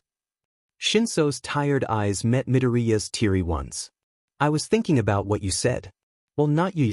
He said that this was about more than quirks, and that you had a connection with death. And what does that mean? Midoriya asked quietly, as if he didn't actually want to know. You're not going to like my theory, he stated. Shinso, just tell him what you think already, growled Bakugo. Midoriya, I think you were possessed. When Midoriya asked everyone to meet him at lunch, there was no question, the entirety of Class 1A would be there. Todoroki was even willing to miss his soba to get some answers. Yayorozu, however, due to the nature of her quirk, could not skip out on the food, so she brought an industrial-sized container of cheese puffs. Midoriya was sitting in the front of the classroom, where Mr. Aizawa tended to lecture. Well, when he wasn't cocooned in his yellow sleeping bag. Kirishima hadn't noticed how small and frail Midoriya was until now, and he felt a swell of pity in noticing the bandages around his arms. It was quiet, except for the soft crunch crunch crunch from Yayorozu and Jiro, who were sitting next to each other and sharing snacks. So I haven't told you everything, Midoriya started. His voice was shaky, and Kirishima tried to give him a reassuring smile, but his eyes were locked onto the red sneakers he always wore. But I really don't want to keep stuff from you guys. I trust you. Midoriya, Shinso said. His expression was blank. Midoriya was right. He was a lot like Aizawa. Don't say anything if you're not ready. Kirishima noticed Bakugo had almost completely turned away from his former friend. Mineta seemed very strange and nervous, even. And Yayorozu was still casually eating, which was not nice. Kirishima decided it was, because Midoriya didn't need more people to be so tense. I have to. I owe it to you guys after what happened at TVUSJ. Kirishima tried not to remember what Midoriya had looked like then. It wasn't right. And it wasn't Midoriya, either. So you guys know what do you guys know? Aizawa-sensei is trying to understand your quirk. It was Todoroki, much to everyone's surprise. He rarely talked. And seriously, Kirishima had tried to be friends with him, but he guessed he just wasn't all that social. And his quirk doesn't work on you. And you can sense other people's emotions. And levitate. And then at the USJ, well, I don't really know what happened there. I'm assuming you're going to tell us. His voice was flat and emotionless. Yeah. That and more. Midoriya took a deep breath. He mustered the courage to look at his classmates. I didn't have a quirk until recently. It started 6 months ago, when a villain attacked my apartment complex. Who was it? Interrupted Ishido, unable to hold back her curiosity. Midoriya's voice was painfully soft. His name is All for One. Yayorozu's face paled. He burnt down the building and the people in it. That's probably how my mom. It's probably how she died. He was staring at the floor again, but Kirishima still saw the tears make dark spots on his sneakers. So what? Who cares about your sob story? Mineta said, and everyone was too angry to react. We want to know what's wrong with you, you're such a freak. What the hell happened at the USJ? Ida karate chopped him in the head, and Kirishima couldn't believe Ida would actually hit someone. He was pretty sure that went against at least, 10 rules. In fact, everyone seemed surprised at Ida's behavior, everyone, that is, except for Midoriya. All for one, he has this quirk that breaks bones, so he touched my chest and all my bones, all of them, broke. It started with the ribs and then it spread. That's why you don't like being touched, murmured Kaminari. Why, yeah, that's why. Forgive me if I'm being insensitive, Ida began. His voice was still professional as always. Just as his mind isn't. But how did you survive such an ordeal? Midoriya smiled mirthlessly. You see, that's the crazy part. Mineta wasn't really wrong when he called me a freak dash. Deku, don't you dare say dash. Midoriya held up his hand, shaking his head gently. Bakugo stopped talking. I died that day. I don't know how, I don't know why, but a couple of weeks ago, I woke up. He stumbled on the last words, as if he didn't understand them. Aizawa's been helping me ever since, trying to figure out what's going on, and at the USJ. Kirishima essayed in his breath. He wasn't sure he wanted to hear what came next. We, don't really know what happened. But, it felt like something took control of my mind dash. Like Shinso's quirk? Kaminari asked. Shinso shut his eyes tight, and Kirishima, with a pain in his chest, realized that he was trying not to cry. No, not at all. Shinso's quirk is gentle and peaceful, like falling asleep. Shinso whipped his head up, startled. But whatever this was, it was horrible. It felt like something was clawing me apart from the inside out. So you have no idea what happened? Said Uraraka casually. She was clearly having trouble processing what he was saying. We have a theory, he trailed off. He shut his eyes and took another breath. We think I was possessed? It felt like the air had been esikidi out of the room. Crazy stuff happened all of the time with quirks. Well, look at Yayorozu, for example. She can just make stuff. But this was different. If Midoriya really had been possessed, this was something that really couldn't be fully explained. And that was scary. Why should you get to go to our school? We're trying to be heroes, not monsters. Mineta, why the hell are you even here? Shouted Bakugo. And for once, no one moved to stop him. Why the F are you at this school? I want to be a hero, like you.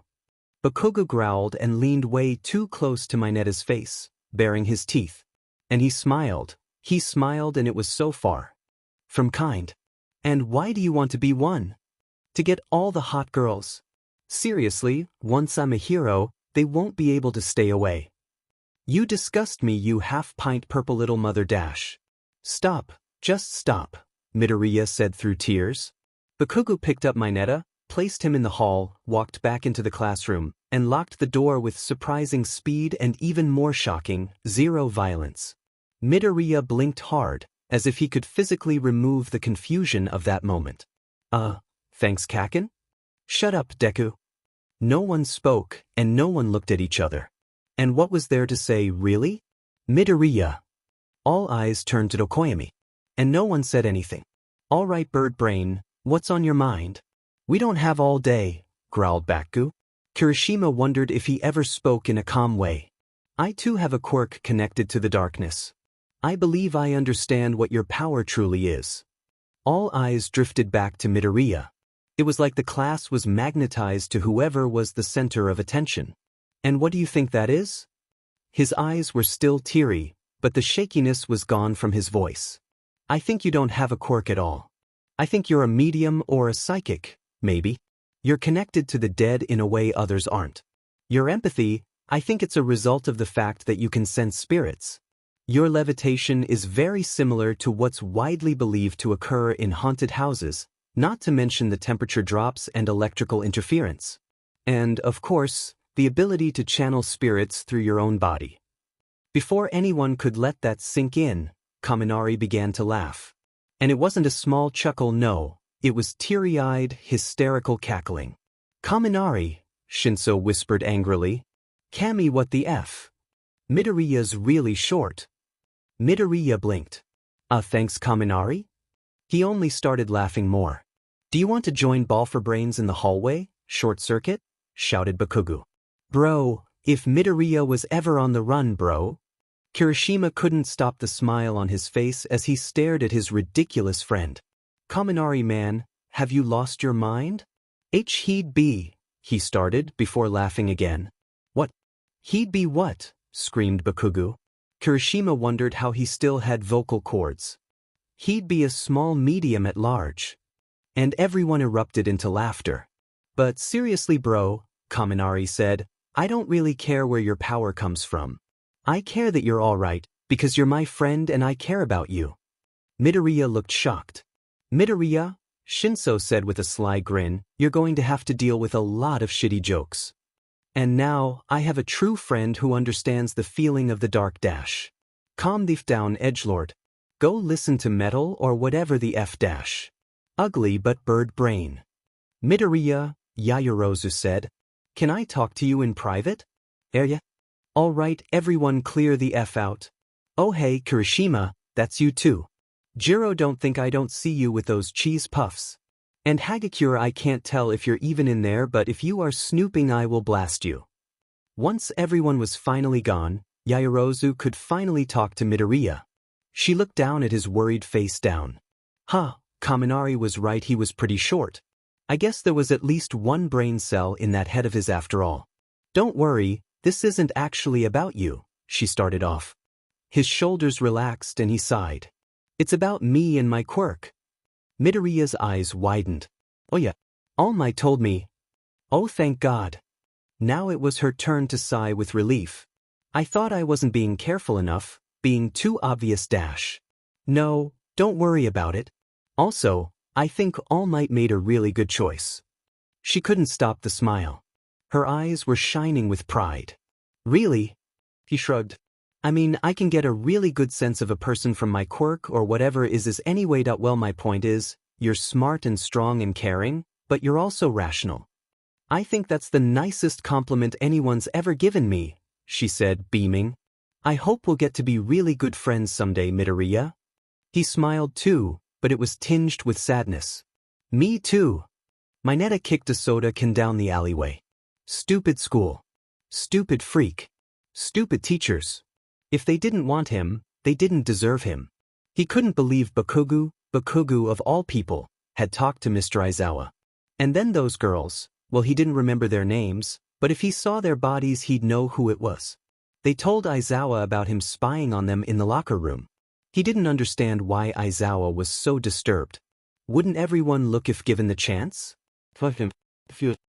That freak that ruined everything. Ah, what's the matter, sweetie? He started to drool. Was that a girl's voice? Why yeah, there's this freak at my school and he got me expelled. He should have been the one thrown out. The girl walked out of the alleyway. The first thing Mineta noticed was the skirt.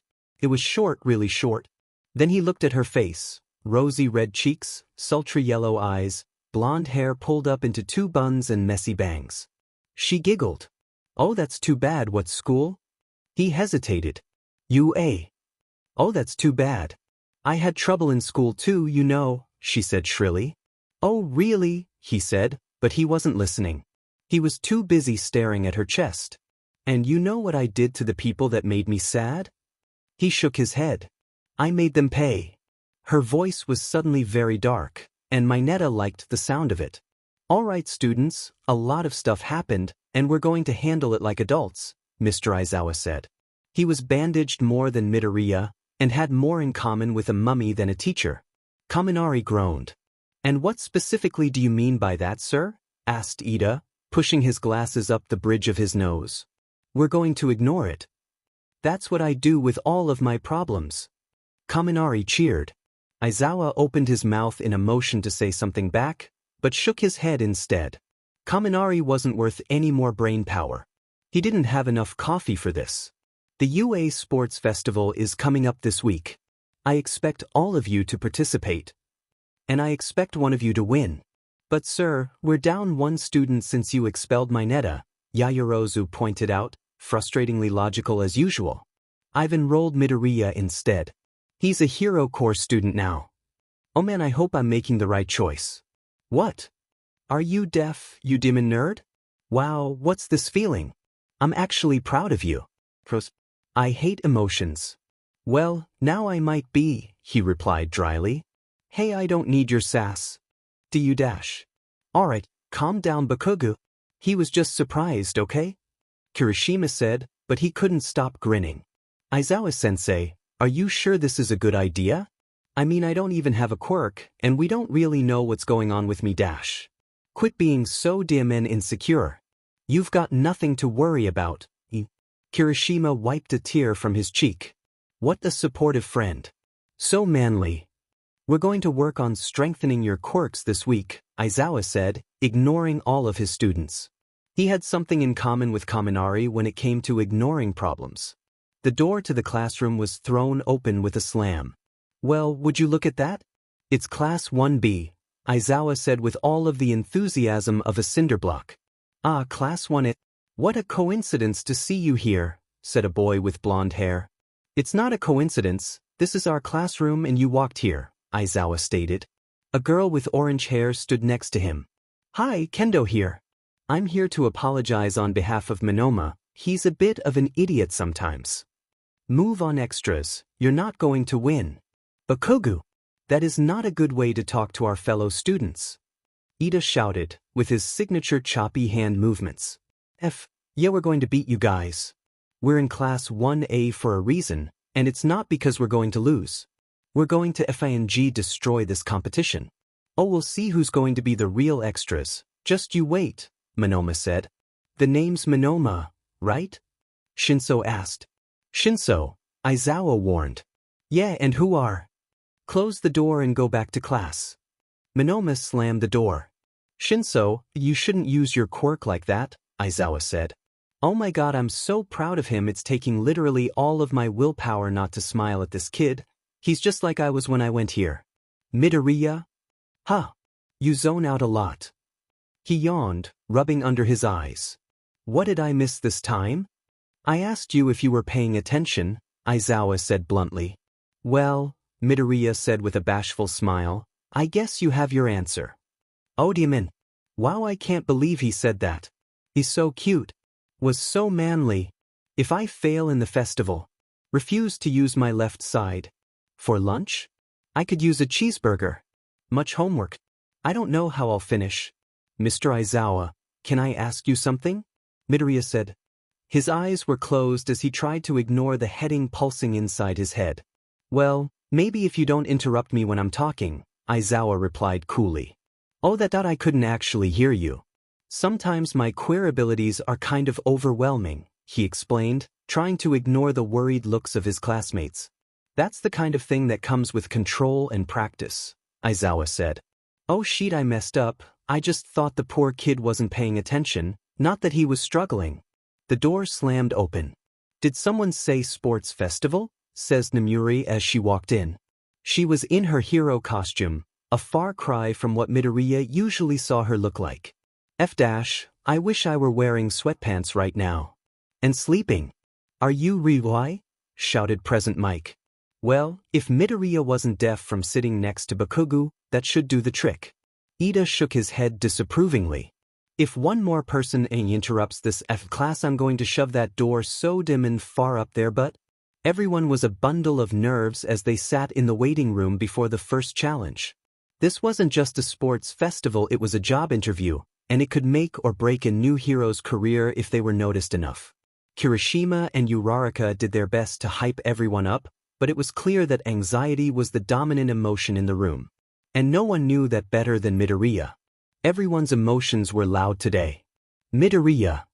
He flinched, then smiled sheepishly. Sorry Todoroki, you surprised me. Midoriya, if you fight me today, you'd better not hold back. I don't want your fear of your own power to make me look like a fool. I have so much more at stake today than you can possibly know. Hey man, cool it. Kirishima said before Midoriya had the chance to respond. Midoriya didn't think Todoroki was declaring war, he actually seemed kind of desperate. He felt the familiar pang of sympathy, but he had no idea why. The bell rang and it was time for the first battle. After the first two challenges, it was time for the individual matches. And first up, Midoriya versus Monoma. On his way to the arena, an intense surge of fury hit Midoriya's senses like a freight train. Out of sheer fear, he stood, frozen in the hallway. A tall, hulking figure walked towards him almost like a giant, compared to Midoriya's small stature. Get out of the way, kid, I've got places to be. The voice was deep and low, and Midoriya actually recognized it. And suddenly he wished he hadn't. Sorry endeavor, sir, he blustered. He couldn't comprehend the negative waves of energy coming off of the number 2 hero. And he couldn't stop thinking of Todoroki, trying to connect the dots. You're up next, huh? He asked. His eyes held a cold air of superiority. Midoriya only managed to nod. If you fight Shudo, you'd better give him a hard time. He's been foolish lately, and I need him to snap out of it. How dare he disobey me? I created him, I trained him, I designed him to have more power, and still he chooses to be a fool. Truly a disappointment. Any father would be ashamed to have a son as weak as my Shudo. Something in Midoriya's mind snapped, something cold and deathly calm. Just like it had when he fought Bakugo. And after weeks of sensing others' emotions, he recognized exactly what it was: wrath. Endeavor.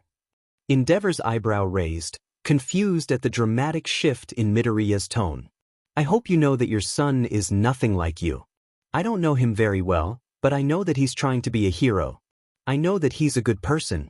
And Endeavor, he said with a laugh as a maniacal grin crawled across his face, I know there's not one bit of goodness in you.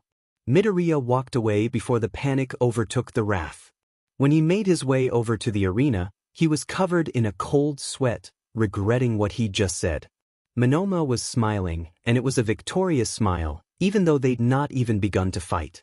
Midnight raised her whip. Read I, shouted Present Mike, next to a very tired-looking Aizawa. Midnight cracked the whip.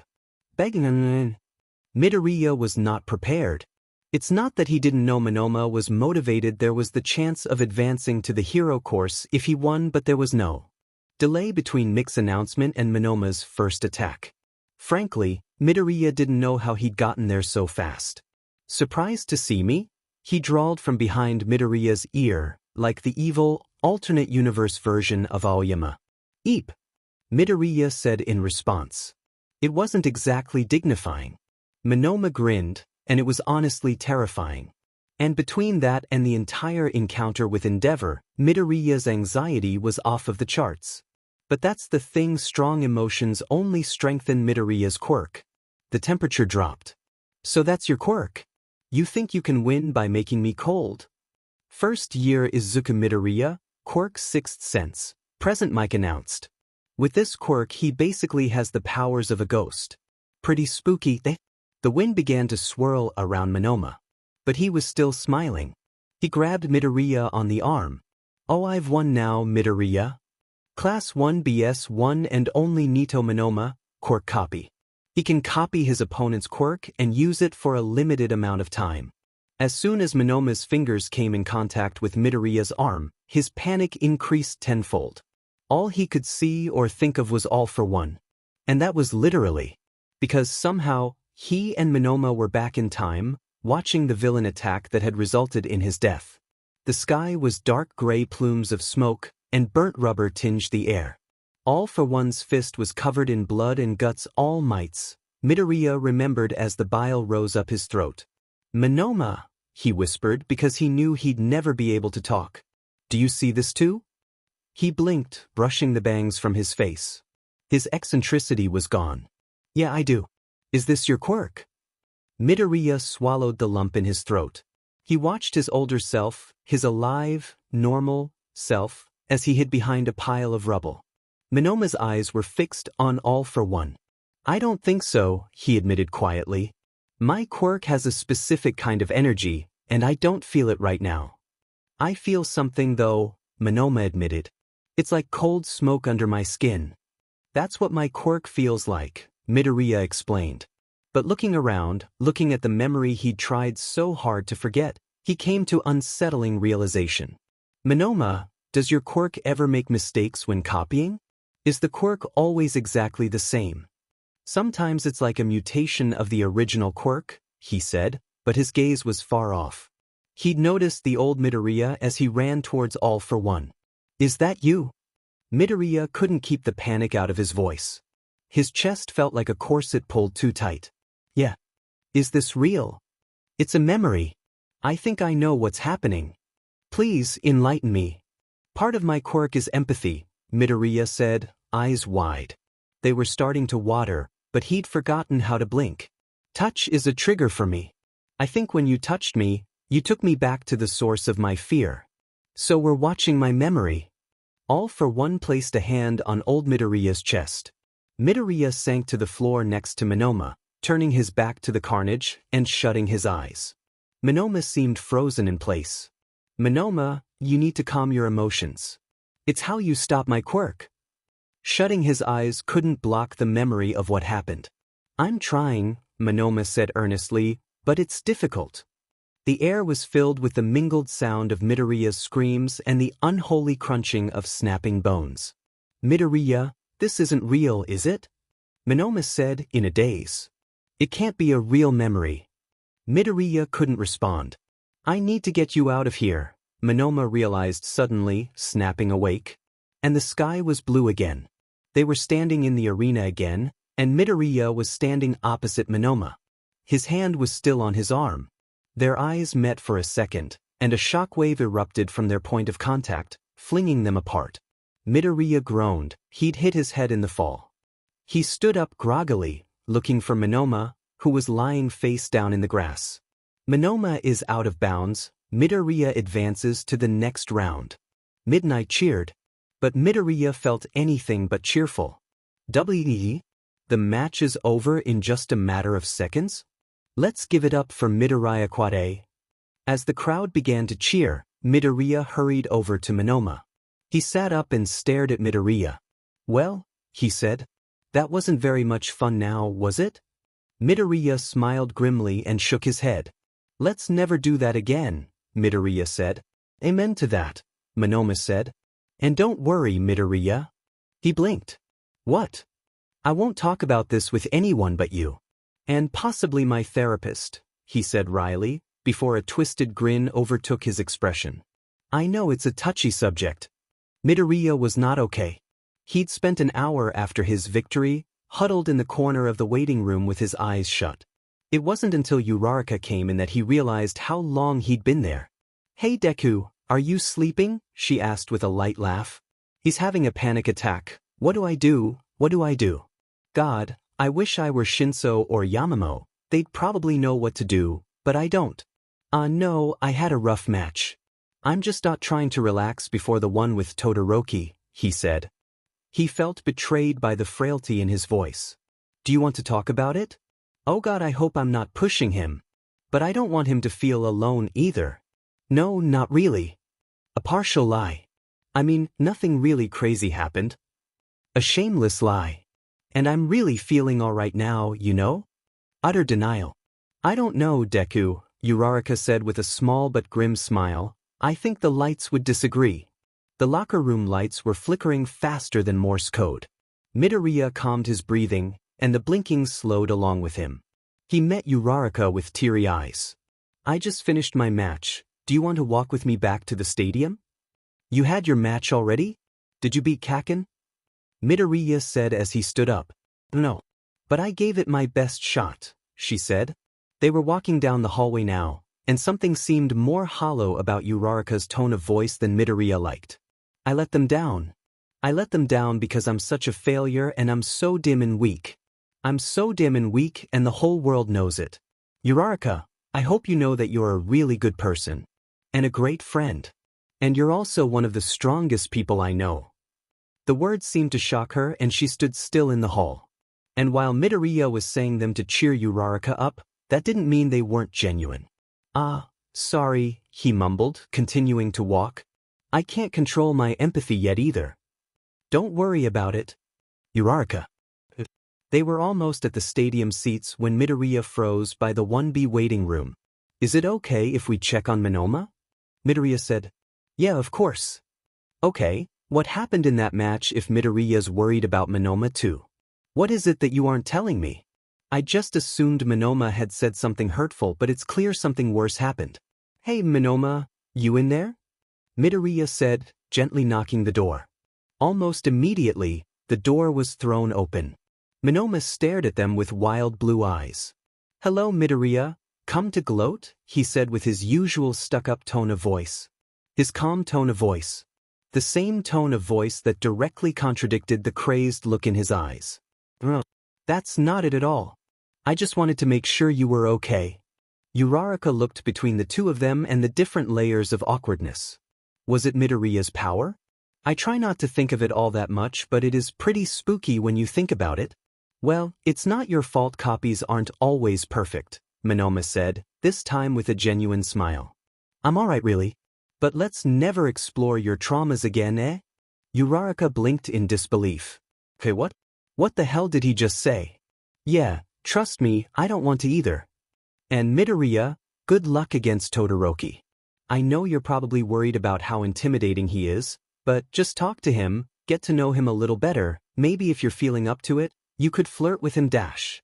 Midoriya raised an eyebrow, wondering just how badly he'd lost his mind, as Monoma leaned over to whisper in his ear. And that's how you're going to break the ice. Midoriya did not have enough time to recover. Well, first there was Endeavor. That was not a fun time. Next was the match with Monoma fed up for multiple reasons, not mention his horrible taste in puns. But no, Midoriya was not ready. He was not ready to face, except for Yayorozu, the most talented person in their class. On the plus side, he didn't have any family at home to be disappointed when he failed. Scratch that, that wasn't really good either. And with the crack of Nemuri's whip, the match began. Instantly, he had to dodge an attack of icy spears. Midoriya allowed his power to flow, and combined with Todoroki's ice, it was like a small snowstorm encompassed them. The snow stung his eyes, but Todoroki seemed unfazed. Monoma had said it as a joke, but maybe, just maybe, he had to win this match by talking with him. Maybe, he thought, as another attack almost stabbed his left arm, emotions were the only way around this. I refuse to let that monster get even this slimmest bit of satisfaction. So, Todoroki, Midoriya said, casually leaning against an ice spire, your dad's AD-, isn't he? Todoroki hesitated, looking quite a bit shocked. Perfect. It gave Midoriya the chance to throw him and all of the ice in front of him away. Just on the edge of the court, he created a wall of ice to prevent him from being thrown out of bounds. You don't know anything about my old man, he growled. You have no right to talk to me about that man when you don't know the half of the hell he put me through. Well, you call him your old man, and not dad, and I'm sorry, but if that doesn't scream, I have daddy issues, then what does? Midoriya was functioning purely on adrenaline now. Well, underneath that snarky facade, he was anxious beyond belief. Shut up, he growled, throwing another wave of ice at Midoriya. But he wasn't as careful, he wasn't precise, and Midoriya wasn't prepared to be so reckless. An icicle grazed his cheek, staining the blue-white arena with dark red drops of blood. I will not be like him. I will not embrace my left side and be like him. I refuse. Ouch, he said casually, blinking some snow away from his eyes. You know, Todoroki, I like learning about quirks. Oh yep. Internally, Midoriya was in full-on panic mode. But he'd gotten this far, it wasn't time to back down now. Todoroki sent a wave of ice. You see, even if your quirk is similar to a parent's dash. He jumped on the wave, skiing towards Midoriya. No two quirks are the same. Your fire dash. Todoroki was close, and he was preparing to strike. Is not the same as his. Todoroki grabbed Midoriya by the collar of his gym uniform. His frozen hand was poised to meet Midoriya's jaw. Why the hell are you saying this? He screamed with the volume of Bakugo, but his words were saturated with heartbreak.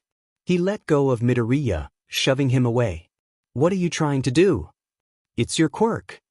Midoriya shouted. It's your quirk, not his, so don't hate yourself for something that's not your fault. The last thing Midoriya remembered before he blacked out from exhaustion was a single flame, dancing on the surface of Todoroki's left palm. Midoriya was unconscious for the rest of the sports festival. When he did wake up, Aizawa, Present Mike, and Nemuri were all sitting in Recovery Girl's room. It was becoming a pretty common occurrence.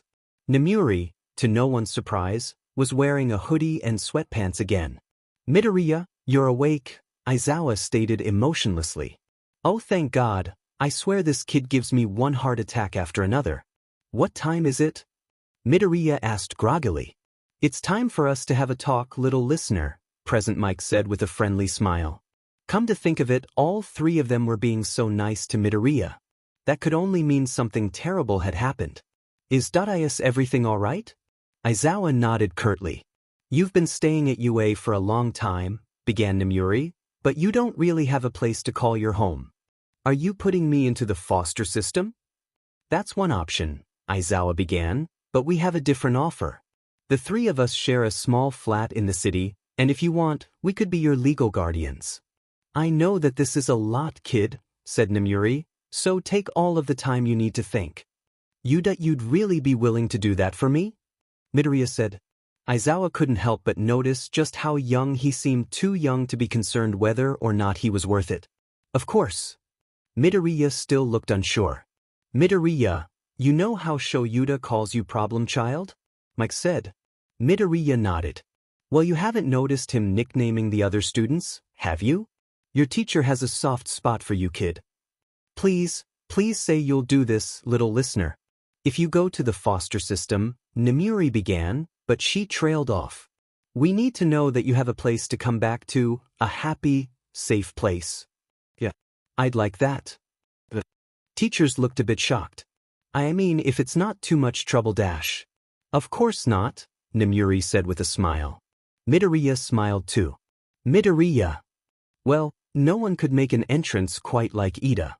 He was panting, and there were curls of smoke rising from his calves. He stopped, stood straight, and adopted his signature military posture. Midoriya, you're going to miss the awards ceremony, he said authoritatively, pushing his glasses up the bridge of his nose. And as your class rep dash. Oh man, he's awake. The little BS just loves to drive me absolutely effing insane. Does he not realize I'm concerned? And I thought Kaminari was dense. Oh, sorry Ida. I just had a rough couple of matches. I was thinking of just resting a little more dash. Ida's eyes narrowed. He'd only just noticed Mike, Nomuri, and Aizawa. Oh, if I interrupted something important. Oh boy, oh god, oh no. Ida. What is it, Midoriya? You're kind of freaking out. He blinked, looking offended. Oof, am I that transparent? Damn it, I thought I was good at hiding. It's not that you look like that, it's just dash. Your empathy quirk. Ha, I knew it wasn't my fault. So don't worry, Ida. Have fun at the awards. Ida smiled. He's like a brother, just a younger brother. Bakugo won, but he's not very happy about it. Serves the douchebag right, really? I can't wait to see him lose his FNG marbles. It's going to be fantastic. And I, for one, cannot wait. Midoriya couldn't help but grin. Aizawa's apartment really wasn't that small. But it was a bit messy, and according to a grumbling Aizawa, it was all Nomuri's fault. There were beer bottles and takeout thrown all over the kitchen. There wasn't that much in terms of decorations, just a collection of band posters, courtesy of present Mike. But his favorite part of the apartment, by far, wasn't that he got his own room or the stock of junk food in the pantry. It was Aizawa's cat.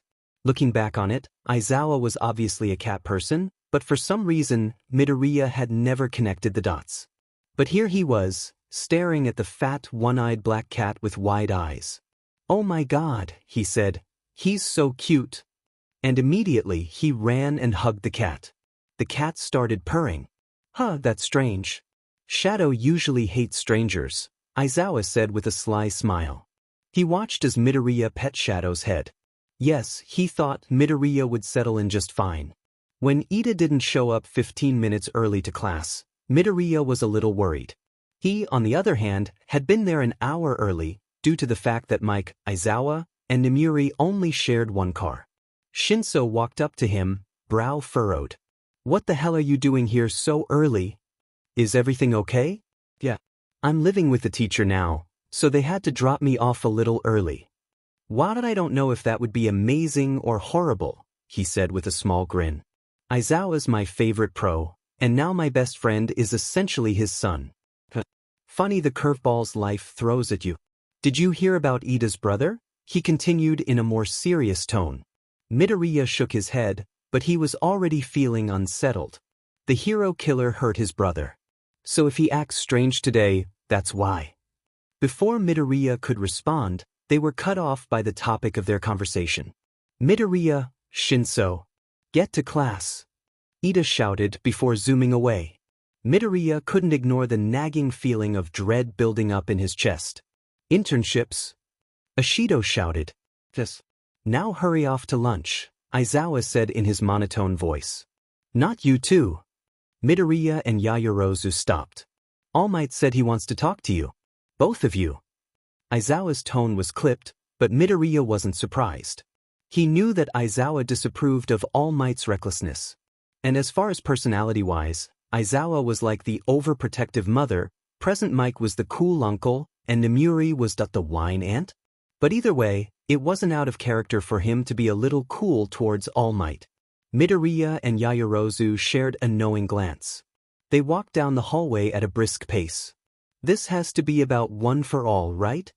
Yayorozu asked with a hushed tone. I hope so. I was worried this was about all for one. He opened the door to the conference room, and All Might was sitting in his civilian form on a couch. He smiled when he saw them, but there was always this small look of pity in his eyes whenever he saw Midoriya. It made him a little uncomfortable. Both of you, due to knowing about One for All, will be interning with one of the heroes that trained me. Midoriya and Yayorozu grinned at each other. His name is Gran Torino. Midoriya, he may be able to help you gain control with your quirk. Hell, few quirks are more unpredictable than One for All. You'll be taking the train tomorrow, if you're both okay with this. Midoriya nodded. Yes, sir. Yayorozu shouted. Oh my god, I cannot wait. I'm going to be training with All Might's teacher. This is the coolest thing that's ever happened to me. Midoriya was worried that he wouldn't be able to check on Ida before they left. The internships were all over, after all. Uraraka had to leave even earlier to make it to Gunhead's agency. But as he walked with a fangirling Yayorozu, he saw Ida standing among the crowd. I'd, he shouted with a smile. He and Yayorozu ran towards him. And Ida stood there, just a few steps away, and the world was somehow quiet, despite the dissonant whirring as the trains passed. Ida smiled, put on a brave face like he always does. He gave a curt wave. And Midoriya, for the first time, was prepared. He was prepared for the full force of Ida's emotions to smack him like a battering ram. But it didn't. Midoriya stared in disturbed awe as Ida walked away, swallowed by the crowd of busy passengers. Because Midoriya didn't feel a single emotion. When he looked into Ida's eyes, all he felt was empty. When Midoriya found out he was going to be training with All Might's teacher, the first word that came to mind certainly wasn't ketchup. But here he was. And as he looked at Yayorozu, she seemed equally shocked. What on earth is going on? Has this man grown senile in his old age? Gran Torino jumped from his unconvincing pool of fake blood. Gotcha. His voice was gruff and grumpy. His beady eyes looked disappointed when neither Midoriya nor Yayorozu reacted in the slightest. He leant his head to the side with a twisted grin. Well, I guess I'm talking to someone who's actually died. Not too convincing, huh, kid? Yayorozu's eyes flickered with offense. He certainly has little regard for others' feelings. I hope Midoriya's not too uncomfortable. Not really. Midoriya responded, awkwardly. Gran Torino looked at Yayorozu strangely. Toshi, no wonder you picked her. Reminded you of someone, doesn't she? You're the next holder. Yes, sir, Yayorozu said as respectfully as possible for someone who had half her height and far less of her wit. Yayorozu was very tall, and even just standing next to Midoriya, she looked years older. How many bones have you broken? Neither of them realized how Midoriya's skin paled. Oh, just a finger during the entrance exam. That was reckless, Gran Torino with a mischievous twinkle in his eyes. Jiro was trapped, she blurted. She cleared her throat, regaining her composure. One of my classmates was trapped and I was concerned for her well-being. But One for All, as long as it's continuously flowing through my body, is actually pretty easy to control. Gran Torino laughed. Do you have any idea how bad Toshi was when he first got the quirk? He couldn't go a week without a broken arm. You're doing good, kid. What % are you up to? Yayorozu tried not to smile too wide. A compliment. A compliment from All Might's teacher. I can't believe it, I'm so dim and happy I could scream. Probably around 10. It was closer to 15 during the USJ attack, but it was a little painful. Gran Torino nodded. Midoriya shuffled his feet nervously, feeling out of place. Broccoli boy. Midoriya snapped to attention. Believe it or not, this was not the first time he'd been called that. Yes, sir. We're going to summon a spirit today. You up for that? God, no. Are you sure that's a good idea? Squeaked Midoriya as respectfully as possible when reining back unadulterated terror. Yeah. We've got to train your quirk, all of it. The man showed no signs of budging. The light in Gran Torino's kitchen sparked out from too much electricity. Midoriya mumbled something quietly that sounded like, I'll pay for it. What exactly is your plan? Yayorozu asked, starkly calm next to Midoriya, who was almost hyperventilating. I'm with Midoriya on this. I'm not sure either of us want whatever happened at the USJ to ever happen again. Gran Torino chuckled. Well, it's simple. We're going to contact All Might's predecessor, Nana Shimura. A few cups of tea and too many pastries later, Gran Torino was ready. He brought out a Ouija board and blew off the thick layer of dust. Yayorozu raised a brow skeptically, and Midoriya looked a bit like Kaminari when he takes a test. So what we're going to do is put our hands on the wood thingy dash. Planchette dash. Planchette. Thank you, Yayorozu. Glad to know that All Might passed his power to someone with more brain cells than he has. Yayorozu didn't respond. I want to be happy with that compliment, but I also don't like that he's insulting All Might. But also, not going to lie, I kind of love that he thinks I'm so much smarter. And we're going to think about the name Nana Shimura. And we're going to see if Midoriya goes all exorcist or whatever. He said it so casually for something that, in Yayorozu's opinion, was a much higher concern. And Midoriya he looked like he was about to faint, frankly. Yayorozu had a bad feeling about this. They placed their hands on the planchette, and it began to move. It was slow. Midoriya wondering if it was just Gran Torino FNG with him. He wouldn't be surprised. Please tell me, are there any spirits here today? Gran Torino asked. The planchette drifted lazily to yes. Is there a spirit called Nana Shimura? The temperature dropped drastically. Yayorozu and Midoriya made panicked eye contact. They could see Gran Torino's smile in the flashing lights. The planchette drifted over words quickly. H-E-Y-Q-R-A-N. Midoriya shut his eyes and gasped, and then his shoulders relaxed. In fact, he was more relaxed than he'd been since the start of the internship. Yayorozu shifted away uneasily. When Midoriya's eyes opened again, they were solid sky blue. Long time no see, Gran. A woman's voice spoke with Midoriya's. For once, Gran Torino seemed at a loss. Is Darius Midoriya okay? Yayorozu asked. Midoriya's face smiled. It was a kind smile, but the expression wasn't one he'd usually make. He's resting now. I asked him if I could talk to you. Nana.is that really you? Their smile shifted a little, becoming a little more bitter. Yes, Gran. How's Toshi? Is he holding up all right? Well, yes, Gran Torino said at a loss. They cursed something under their breath. All for one got to him, didn't he? What a biasudi. Midoriya turned to Yayorozu with a knowing smile. She tried not to look at the solid blue eyes, but it was hard to ignore them. They just looked so wrong on his face. You're Toshi's successor, aren't you? Yayorozu nodded. You're going to be great, sweetheart. I believe in you. Gran Torino fiddled with the planchette, looking around at things like someone making fun of Sherlock Holmes. Yayorozu was too at a loss to say anything about it. Suddenly he froze. Kid, look at Midoriya through this, he said with a hushed voice. With shaky hands, she took the planchette and looked through the warped glass. And she didn't see Midoriya, she saw a muscular woman with black hair, not unlike hers. She had a graceful, strong face, and was wearing a hero costume. With a start, she realized she was looking at someone who was dead. Nana, what can you tell us about the boy's quirk? Nana frowned. Yayorozu's heart rate rose. It's not a quirk, first of all. Yayorozu still cringed at the two voices speaking together. Because he died, his spirit behaves like a dead one, except because he's alive, he has ties to the living world. That's why he can sense live people's spirits, just like the dead can.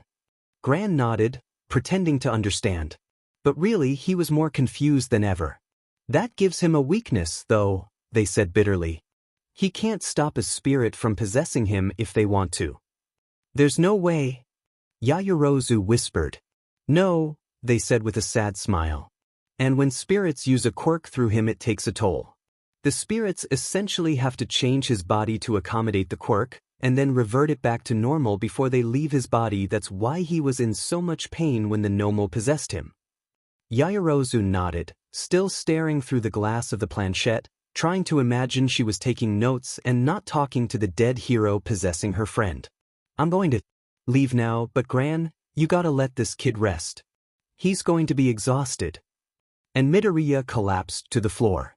When Midoriya woke up, Yayorozu was sitting in a chair at his bedside, scrolling through her phone. She was wearing earbuds, and he could hear the punk rock blasting too loud. He'd thought she was more of a pop girl, but then he realized Jiro probably gave her a playlist. "Hi," he said softly. Yayorozu jumped out of her chair. "Oh, Midoriya. Thank God it's just one voice. Are you feeling all right? Does anything feel different?" "Not really, just exhausted," he said slowly. He'd been in pain after the Nomu had possessed him, but now, all he felt was drained. Well, actually, something's different. He noticed Yayorozu's shoulders tense. "What is it?" "I'm really craving cotton candy." "Okay." "I hate cotton candy," he said with a grin. "I wonder if she liked it." "Maybe," she said, returning the smile. "Oh, thank God, I was worried. Did you, do any training?" "Yeah, I was trying to ramp up One for All to 15%. Wow, it feels nice to talk to a friend about this. Even if his abilities are seriously creepy. I feel bad to be so uneasy. Midoriya's so nice. But spirits, possession, all of that stuff, I can't handle it." "My powers scare me too," Midoriya said quietly. "They really do." Yayorozu stopped. "I wish I could help him, but I don't know what to say to make him feel better." "Did you see Hagakure's Instagram post?" she said, taking a different approach, distraction. "She and Ojiro are dating now. I think they're cute together." Midoriya smiled, looking at the picture of Ojiro wrapping an arm around an empty space surrounded by a floral dress. "Well, I guess she found someone that sees her for who she really is." Yayorozu grinned, in spite of herself.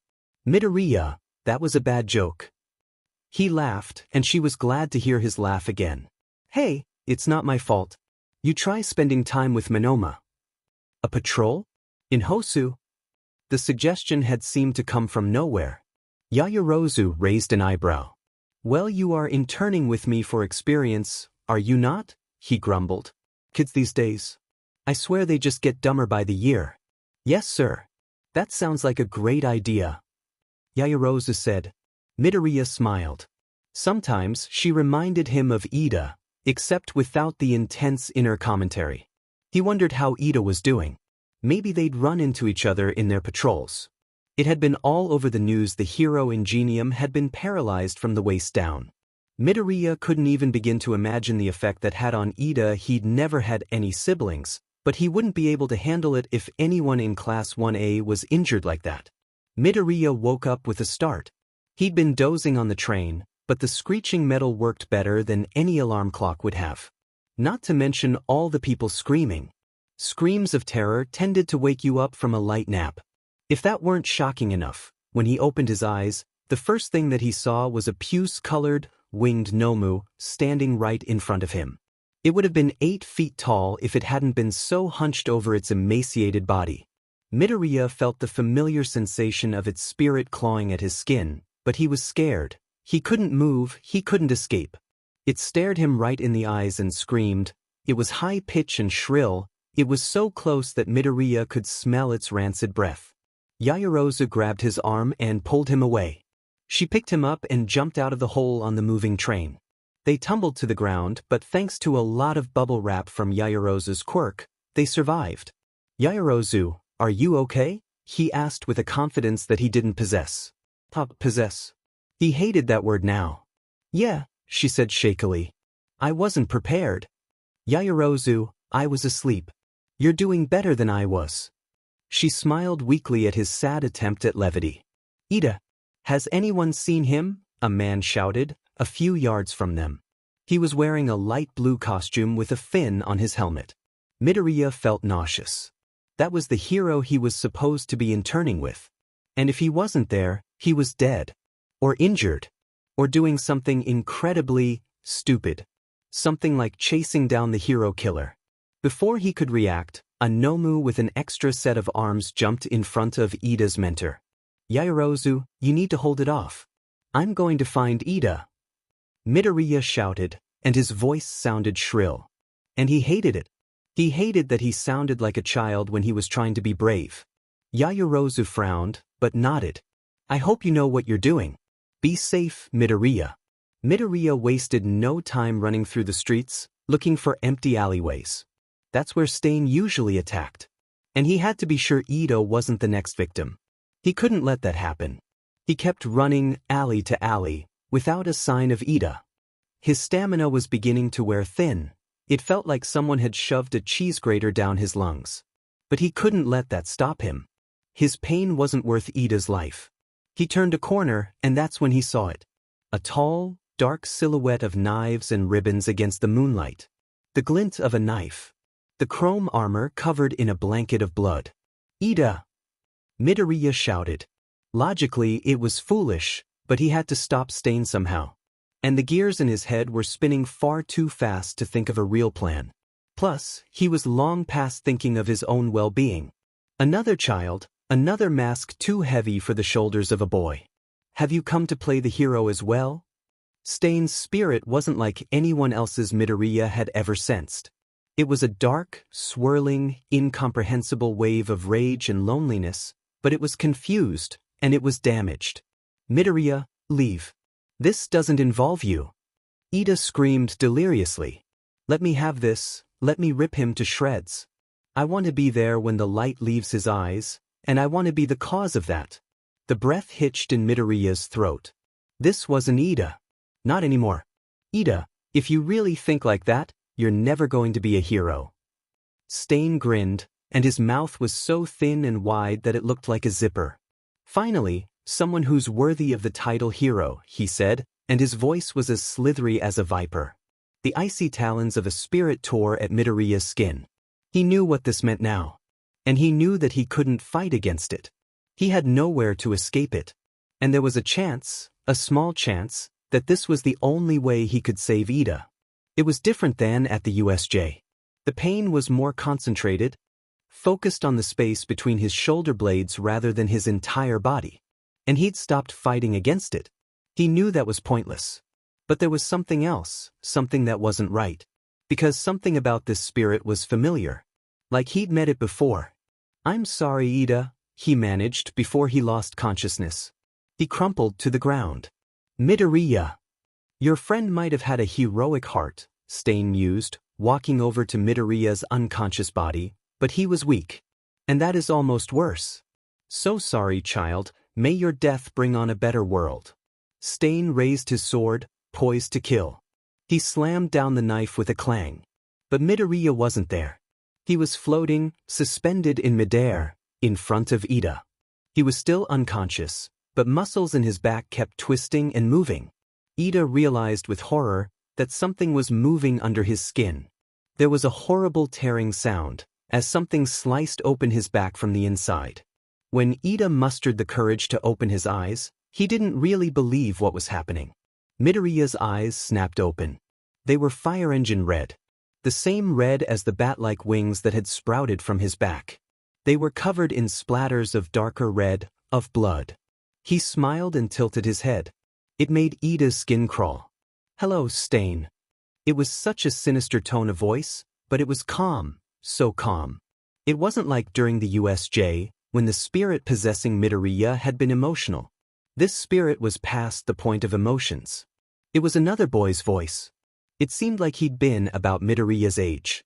Stain, for the first time, seemed truly at a loss. Step aside, child. You're stopping me from my civic duty. Midoriya chuckled. It echoed off of the brick walls of the alley. The red was spilling out of his eyes and over his face. Civic duty? You're about to murder a child. Think about that for a second, Stain. Just think about it. Before Stain could react, Midoriya flew forward and kicked him in the chest, chuckling with that haunting grin all of the way. Midoriya, called out Ida. His eyes were wide and glassy. His muscles were beginning to twitch, Stain's paralysis was wearing off, but he wasn't ready to move just yet. You're not talking to Midoriya, the voices said, as if Ida had just told a joke, but my name is Tsubasa. Todoroki didn't want to be here. First of all, he was seriously doubting his decision to intern with his father. He'd done it because he thought it was the best opportunity for him to become a better hero. And a real hero would ignore the bad to become better. A real hero would learn how to deal with villains. And Endeavor, without a doubt, was a villain. And besides, it's not like he wasn't doing anything valuable. Right now, they were patrolling the streets of Hosu, the last place where the hero killer Stain had killed. It was also where Ingenium had been paralyzed. And that meant one thing: the stakes were high, and through Endeavor, Todoroki had the chance to actually be a hero. To save a life, or at least, prevent another death. There had been reports of the creatures from the USJ attacking the city. It hadn't really registered with Todoroki until they came across a demolished city block, bright with smoke and fire. Their screams echoed in the cool night air. Shudo, stand back and watch a pro at work. Guide civilians away but don't get involved in the fighting. He nodded curtly in response. Endeavor's soulless eyes flickered with something akin to light. And shouted, "Be safe." Oh man, Todoroki wanted to rip his two-toned hair right out of his head. This man was trying to care? It was pathetic, and it took all of Todoroki's willpower not to scream. He simply nodded again and began helping civilians. And that's when he noticed something strange. A blur of blood and metal in a back alley. The bell-like cling of metal against metal. Shouting voices. He ran over without a second thought. It could have been the hero killer, it could have been something as simple as a mugging. But Todoroki knew someone was in danger, and his legs moved before his mind had the chance to think. One of Stain's blades scraped the surface of Ida's armor, shedding small sparks from the friction. Midoriya was fighting Stain from above while Ida attacked from below. His wings were large, stretching out as far as the length of his arms. Ida tried not to think about how he'd grown them in a matter of minutes. Stain kicked Ida away and grabbed Midoriya by the throat. "You going to kill me?" he said with a grin. "You can't, because I'm already dead." "Well, I guess you could kill Deku, but I dunno, I feel like the nerd needs a break, you know?" "Shut up, you brat. You want to die twice." The voices chuckled mirthlessly. "Oh, to be a child murdered by adults twice. Huh, Katsuki did always say I had bad luck," he said bitterly. "Hey, Four Eyes." Ida, who'd been paralyzed again, was lying face down on the ground. He looked at Midoriya with a haunted expression. His light armor was covered in red and brown splatters of blood, and his dark sleeves hid just how much blood he lost.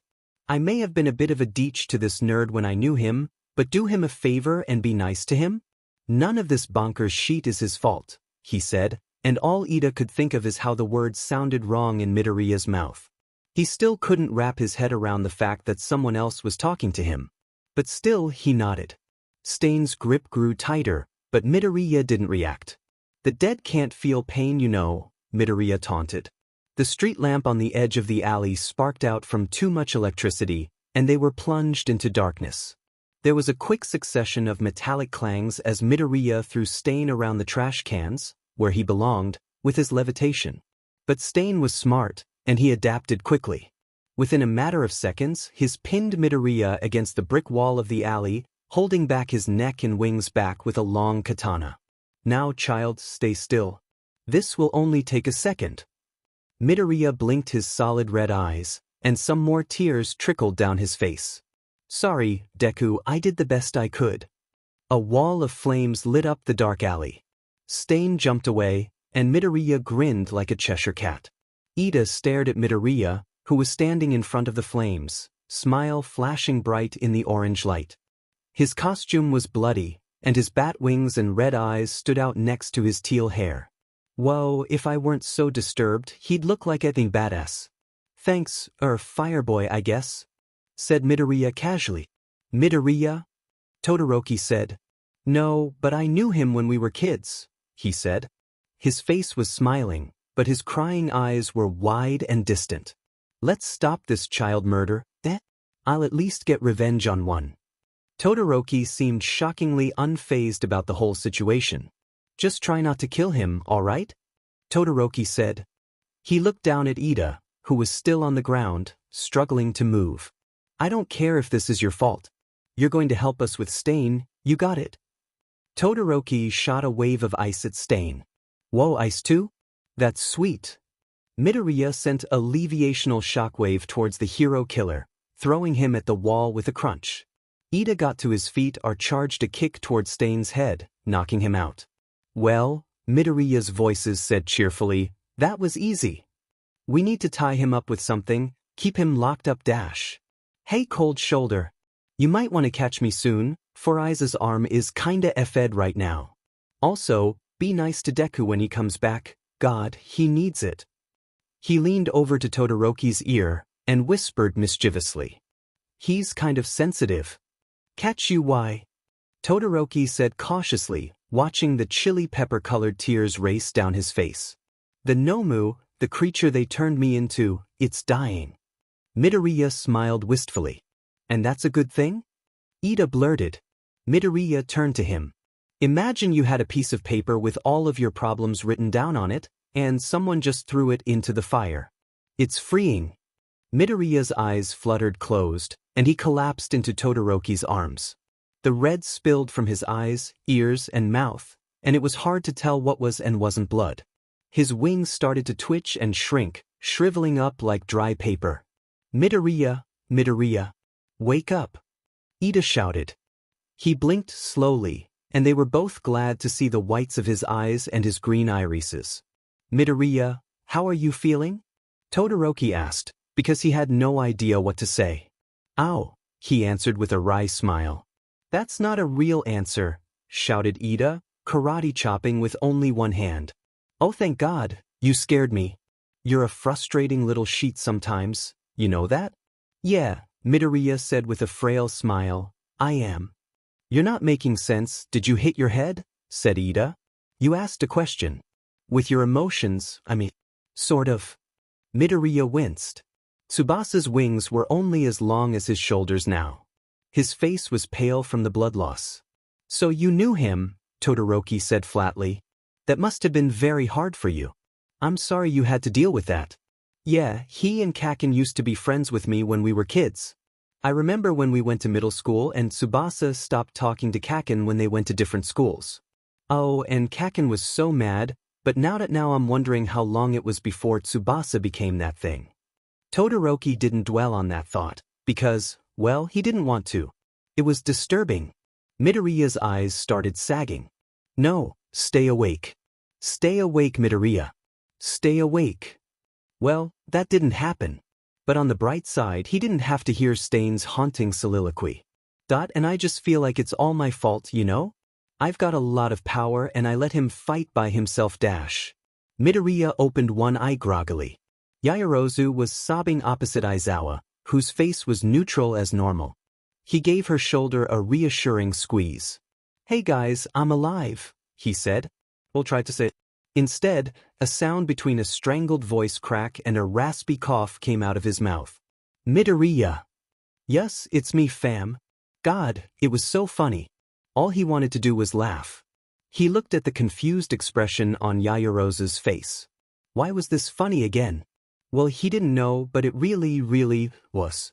Midoriya, you're on a lot of pain meds right now, explained Aizawa gravely. Ah, so that's why the room is floating, he said. He tried to say it with a straight face, but burst out laughing all the same. Yayorozu's face seemed to pale a little more. Midoriya, you had some pretty serious injuries. Can you tell me what happened? Honestly, I hope he doesn't remember. Maybe it'd be easier on the poor kid. He's been through so much, through too much, he doesn't deserve this. Oh yeah. So basically, I was sleeping on the train. Yeah, and I woke up because one of the Nomu just came and whoosh, screech, kapow dash. He cut himself off, imitating the Nomu with hand gestures and sound effects, like a little boy playing with action figures. Midoriya. And then Yayorozu saved us with bubble wrap. And then I was like, where's Ida, where's that absolute mad lad? He continued with slurry enthusiasm. Abruptly, he began to imitate the movie trailer guide voice. And what has he done? Will the heroes reach him in time? Or will the killer get to him first? Keep listening to find out. Is this just the pain meds or did that last spirit really F him up? This isn't the Midoriya I know. Oh, it's not the spirit, Aizawa-sensei. Everything's just lighter with the medicine. Aizawa froze. Midoriya had never directly responded to his emotions before and it was a little weird. Oh, scratch that it was downright unsettling. And then he had the audacity to laugh and smile, and it was such a pure expression, but something about it felt so twisted. But anyway, I found Ida and then Tsubasa possessed me and then Todoroki showed up. What a talented guy. What a cool guy. Midoriya, what do you remember about this, Tsubasa? Aizawa asked cautiously. Yayorozu looked just about like she might pass out. No, he mumbled. He shook his head close to his chest like a little kid. I need to talk to Kaken. Midoriya, when that spirit possessed you, you sprouted wings. Yeah, I know, pretty rad. But they're gone now. Aizawa's face was unreadable, and his emotions were like tangled jewelry. Midoriya couldn't make sense of them. Not exactly. They've shrunk down a lot, definitely too small to fly with, but the doctors don't want to remove them because they're connected to your spinal cord. Can you let me know that you understand? For the first time since he'd woken up, the giddiness was gone. Yeah. I've just got 2 more scars to worry about, he said neutrally. He let his head fall to the pillow before tiredly mumbling, I need to talk to Kaken. And he fell asleep. At first, Bakugo was happy. He was happy that Genist wouldn't have to lecture him today, or wouldn't lay a finger on his hair, that he didn't have to think about the fact that he had underlying anger issues that could make being a hero difficult. But Midoriya was in the hospital, and he couldn't help but feel that tightness in his chest as he boarded the train. He remembered the last time he'd been this concerned. And that time, Midoriya hadn't survived. Bakugo gave a speech at his funeral. He'd done it because aside from Inko Midoriya, no one really knew Isuku. The only other person in the entire world, aside from his deceased mother that knew Isuku well enough to give a eulogy was Bakugo, his bully. He wasn't able to finish his speech. His voice had stopped working partway through, and he was just so angry. What gave that nerd the right to die? How could Midoriya die on him? It wasn't fair, the selfish brat. He'd gone and died before Bakugo had the chance to FING apologize to him. He'd gone and died, and Bakugo had never done anything nice for him. Bakugo tried to catch his breath, but it was hard. There were too many people in the train station, too many people, make it stop. He dug his nails into his palms, all too aware of the semicircles they were making. It was really cold in the train station, that god-awful cold, clammy feeling, but his throat felt too warm. He always forgot, was this what it felt like to throw up? He gripped the sink, not remembering how or when he got to the bathroom. But he was glad. It was empty. No one would have to see this. He tried the breathing exercise that his mom taught him in for 8, out for 2. But it wasn't working. Why wasn't it working? Damn it. He was breathing fast, in and out, but it was like none of the air was reaching his lungs. It was just scratching his throat. He collapsed to the ground, wrapping his arms around his knees. He couldn't breathe, or he was breathing too much, he wasn't sure. He couldn't remember, because he couldn't think. It was too hard, with the angry pulsing of white noise stinging the surface of his brain. He clenched all of his muscles, shutting his eyes, just wanting it to stop, just wanting it to be still. It was going to be a while before he'd be able to get to the hospital. Bakugo showed up nearly an hour later than agreed. Aizawa was pacing, staring at his phone angrily. Bakugo's hands were in his pockets to hide the shaking. Where the hell were you? And why didn't you respond to my texts? Aizawa growled. Geez, sorry. I missed the train and I lost service. Bakugo grumbled in response. He didn't need Aizawa making him feel any worse than he already did. He felt the hot, angry tears start to rise.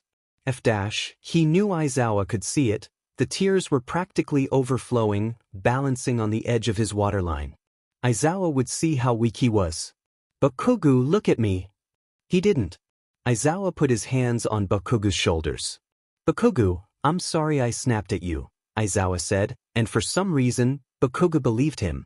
After everything that's been happening. You were worried I was attacked by a villain, Bakugo realized aloud. Aizawa scoffed. Let's just go talk to Midoriya.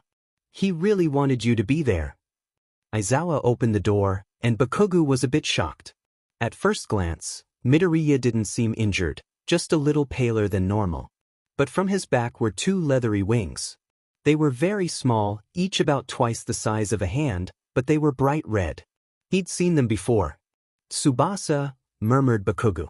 He felt sick to his stomach. Aizawa tensed next to him. Who's this Tsubasa? Aizawa said. He was Bakugou's best friend in elementary school, Midoriya said. He was a lot more lucid now. The mania of the pain meds had long since faded.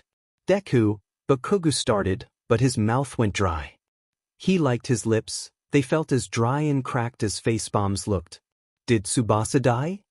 Aizawa didn't think he'd ever heard such a gentle, timid tone from the boy. It was a little unsettling. Yeah, and according to Detective Naomosa, it may have been his grandfather that did it. He was a scientist working for the League of V-Villains, the Nomu. Bakugou's face was uncharacteristically blank. F-. He clenched his fists. F-. That's F-ed up. Why yeah, agreed Midoriya through his tears.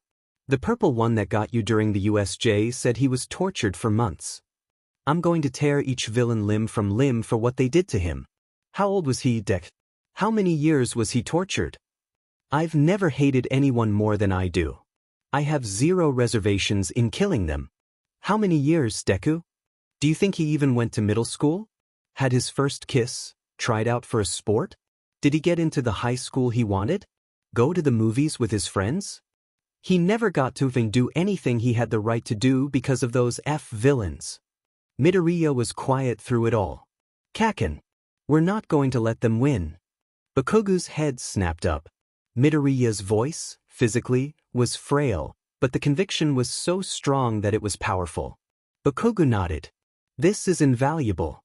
Disgusting, but incredibly useful. I'm just upset we didn't find you sooner. The footage was of the inside of the UA girls' locker room. Mineta sat in his chair, letting his feet dangle below. They didn't reach the floor. Shigaraki scratched his neck again. No, really, I mean it. We're going to succeed because of you. Toga squealed happily, throwing her arms around Mineta. It was all worth it. They betrayed me.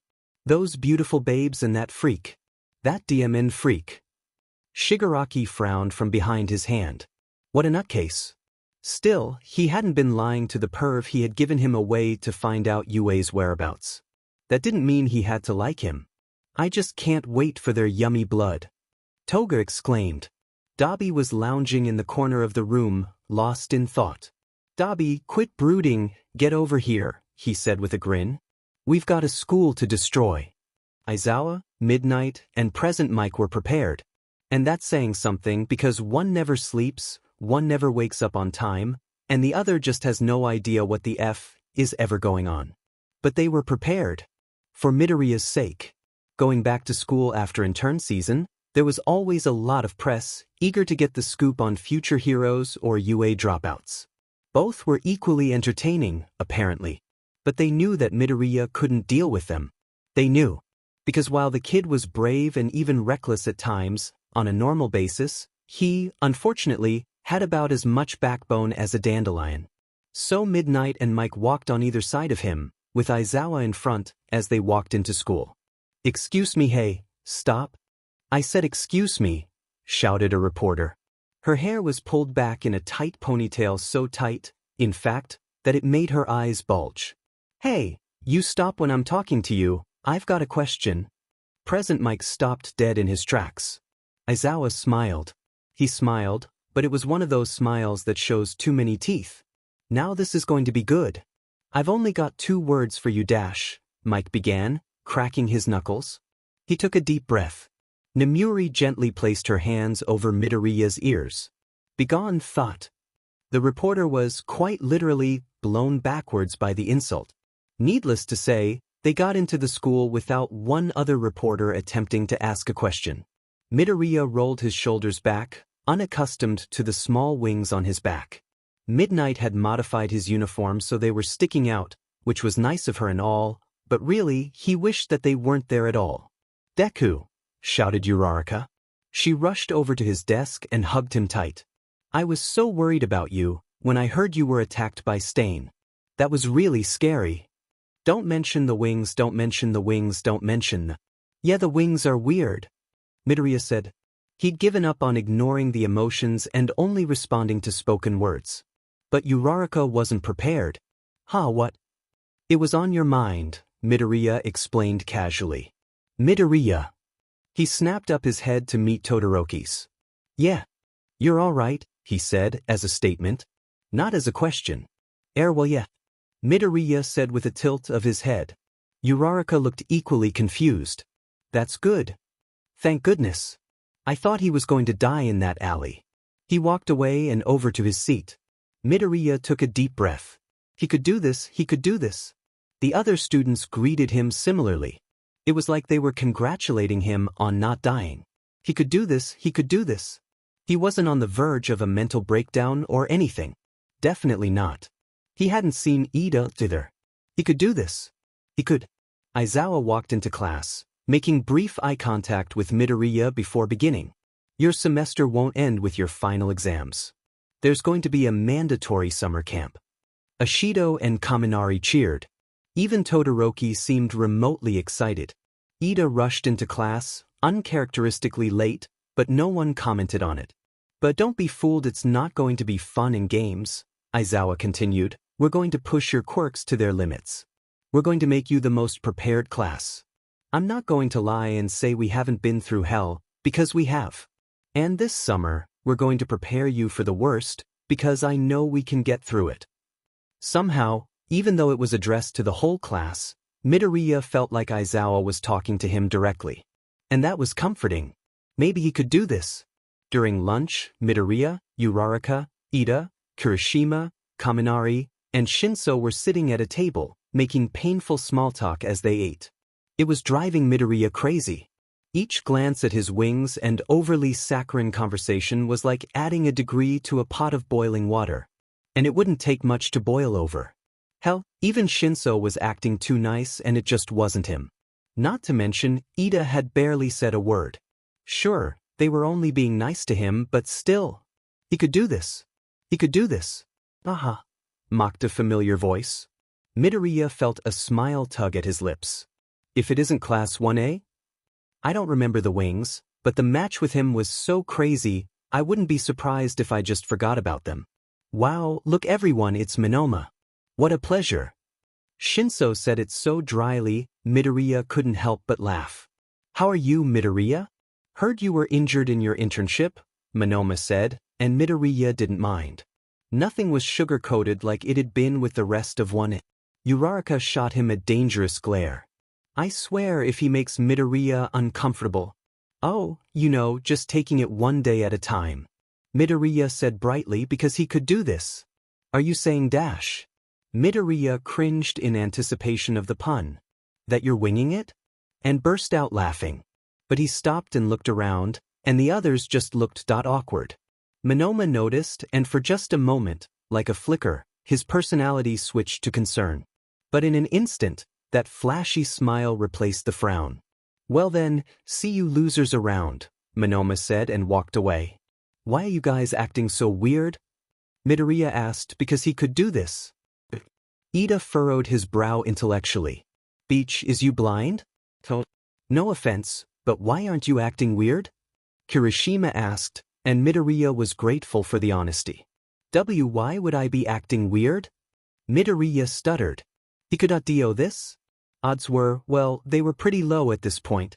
Well, I mean, Uraraka said, gesturing her hands to nowhere. Well, what? You think growing wings as your friend, dead friend, possesses your body, and controls your actions is going to make someone act weird? Midoriya said. A maniac smile was on his face. What, is that what you think? None of them said anything. If they did, it wouldn't have made much of a difference anyway. Midoriya had already boiled over. The lights were flickering and his eyes were glowing bright green. Maybe the fact that the League of Villains has been abducting and torturing children our age would make me act weird. Or maybe the fact that none of you have looked me in the eye, maybe the fact that I died, or that I have this power that I don't even know if it's a quirk or not, or that dead people can possess me and I have no control of it ever, maybe that would make me act weird. He chuckled and it was eerie. The air was cold. Maybe you think I should be acting weird because I was the one that got the second chance when more deserving people didn't.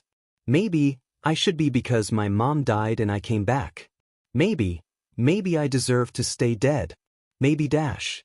Midoriya, what do you think your mom would say if she heard you talking like that? Shinso said. The words were dry on his tongue. She dash.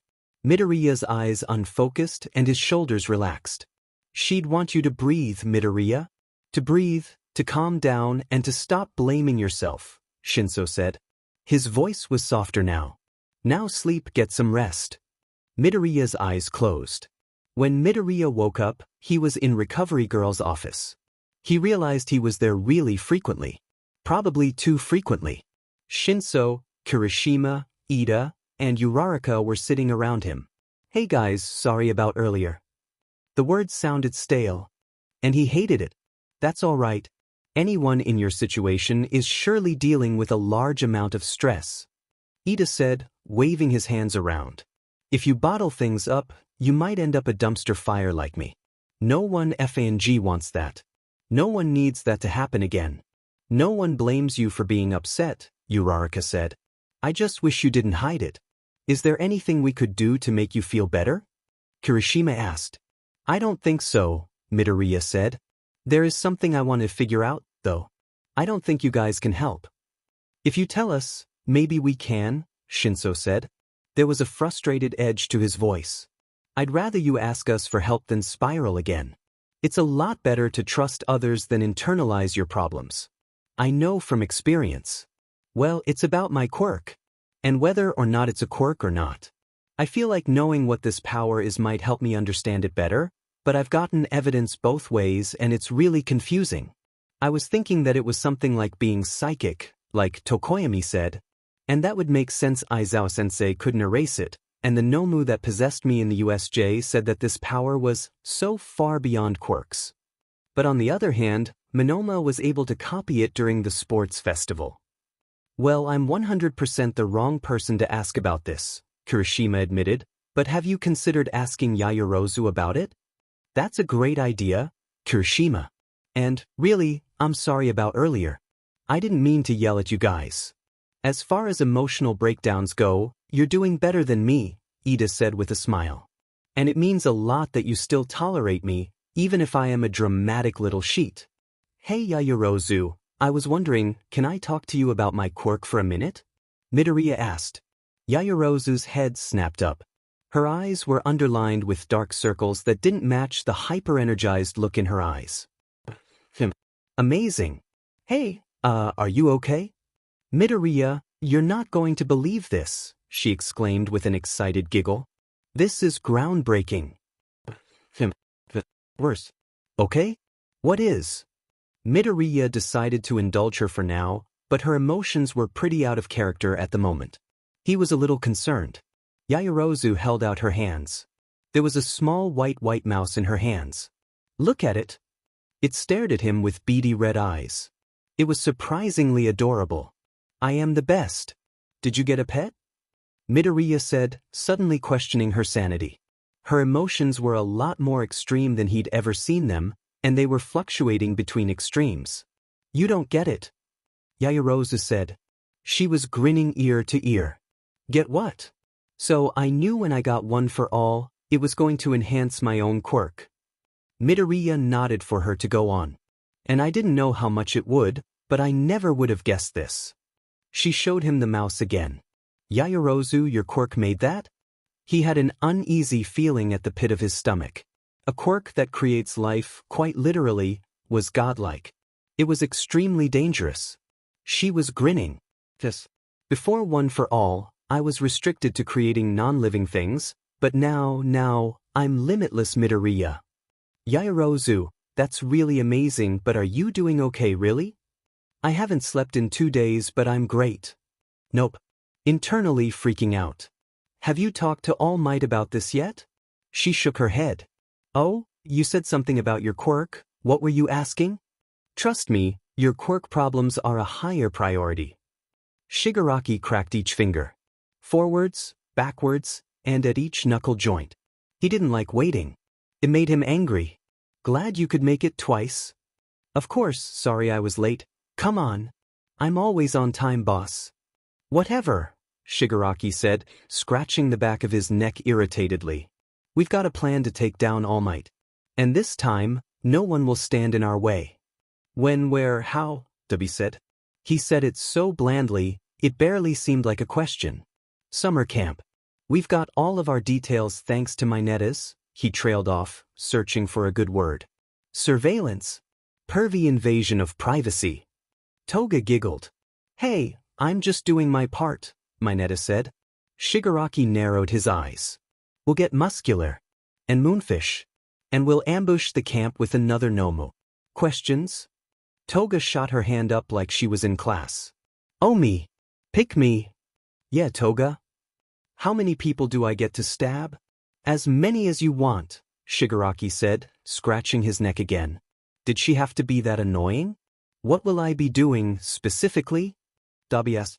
Well, actually you and Twice will be working on something together. Yay, buddies. I can't wait to work with him. He's a poor man's e-boy, there's nothing special about him. Whatever, just let me burn Hero Society to the ground. For the first time that evening, Shigaraki grinned. Someone else, finally, agreed with him. Midoriya knocked on the door. All Might, sir? Are you available? He asked the door. Yayorozu had her arm around Midoriya's shoulder. He was the only thing that kept her standing. It's about Yayorozu. She's done well that I think it's her quirk dash. The door was thrown open. All Might was in his skeletal form. Is she all right? I don't think so, Midoriya admitted. All Might's eyes widened in alarm. Okay, come in. Take a seat on the couch, he said, ushering them in. Can you tell me what happened? God is a woman, shouted Yayorozu like a drunk sorority girl. Actually, it sounded a bit like when Midoriya was on pain meds. And that woman is me. All Might's brow crinkled. He said, this doesn't seem right. She's usually so rational, and now she sounds high. One for all affected her quirk, Midoriya explained. She's not restricted to creating non-living things anymore. She's not. All Might stopped. He put a finger to his chin. He opened his mouth to say something, but closed it before he said anything. He turned around and sat on the couch with a thud. Oh boy, he said with a dazed expression. Yeah, it's pretty crazy dash. Oh boy. We don't know how it affects her body dash. Nope. We don't know the limits dash. Nope. Or even how it affects her mentally dash. Nope. Midoriya and All Might stared straight ahead, deep in thought. I don't know about you guys, Yayorozu began slurrily, but I feel fantastic. Yayorozu, I don't want you to use this part of your quirk for now. I think it's clear to say it affects your mind dash. Pisich I'm fine. Still, as your mentor, I'm responsible for your safety. So for now, please, don't use it. The first thing Midoriya did when he got home was crash on the couch and take a nap. He'd had a long day between his mental breakdown and Yayorozu's new powers. He had a lot going through his head. And the last thing he wanted to do was think. He woke up a few hours later. Shadow had fallen asleep next to him. When Midnight saw Midoriya, he was sitting on the couch, petting Shadow. Hey kiddo, heard what happened at school. Want to talk about it? He shook his head, scratching Shadow under his chin. Shadow started to purr. Midnight sat down next to them. Look kid, I know that scars hurt sometimes. My wings don't hurt dash. And I know it's not always a physical pain. Midoriya stared at her with his wide eyes. She wondered what emotions he was sensing because she sure as hell couldn't tell what she was feeling. She pulled down the edge of her sweatshirt, revealing a deep scar near her collarbone.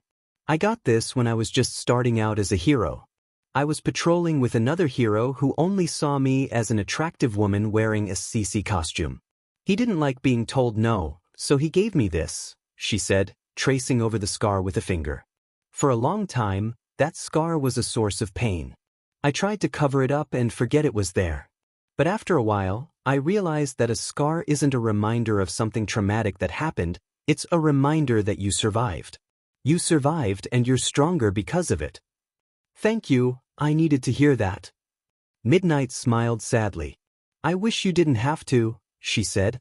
She ruffled his hair with a more genuine smile. You're a good kid, you know that? All right, now that you've finished the written portion of the final, it's time for the physical exam. Good job everyone, I'm sure you did great. Todoroki and Yayorozu, you're up first against Mr. Aizawa. That should be a good one. Next up is Midoriya and Bakugo against All Might. Childhood friends against a childhood idol, what are the odds? And next dash. Midoriya stopped listening after that. He was nervous, really nervous, and not about his own exam. Yayorozu was basically a ticking time bomb. It was only a matter of time before something went wrong. It's not that he found her irresponsible, he just knew that her curiosity might override her common sense.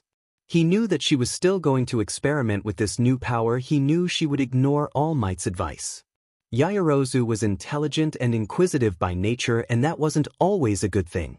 It had taken her a couple of days to act like her normal self, and she only seemed more eager to experiment with her quirk.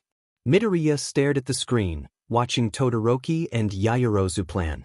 "I think I have a plan," Todoroki said. "If you can distract Aizawa-sensei, then I can take him by surprise and restrain him." "Sound like a plan? Can you make a distraction?" Yayorozu smiled, and it was uncharacteristically wicked. "Oh, you bet. He'll never see it coming." Todoroki was not prepared. He'd always seen Yayorozu as an intelligent and rational person like himself, so when he told her to create a distraction for Aizawa, he trusted her to have a well-thought-out plan, and well, he surely didn't see this coming. Todoroki didn't shock easily. But when your teammate pulls a stunt like that, there's really no other suitable reaction, even for someone as stoic as himself. When he'd told Yayorozu to make a distraction, he didn't realize just how much of a distraction she was going to create. The plan was simple and quite foolproof. Eraserhead would see Todoroki and erase his quirk, because if we're being honest, it was the strongest physical quirk in the class. While Aizawa is preoccupied with fighting Todoroki and holding his quirk, Yayorozu would create a distraction, Aizawa would lose Todoroki's quirk in the commotion, and Todoroki would freeze him into place. It was a simple plan. Nothing had to go wrong. It started off all right, he thought. After Aizawa erased his quirk, he was able to hold his own fighting hand-to-hand with him. But Yayorozu was taking a long time with her distraction. Todoroki was no fool. While he was very skilled, he was not at the level of his teacher when it came to quirkless combat. He knew if Yayorozu didn't create her distraction soon, they'd fail the exam. He looked over to Yayorozu, who looked like she was struggling with her quirk. Her brow was furrowed and her face was sweaty. Without warning, something flew out of her stomach. Multiple somethings. And then, to make matters worse, those somethings started swarming around Todoroki and Aizawa. There was an angry swirl of black and yellow, and neither Todoroki nor Aizawa knew how to react. It looked like bees, but that didn't make sense.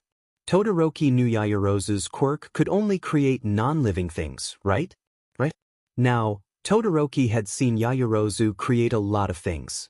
A grenade launcher, a cannon, a perfect iPhone. The list goes on and on. But she created them slowly, and something about what she created was chaotic.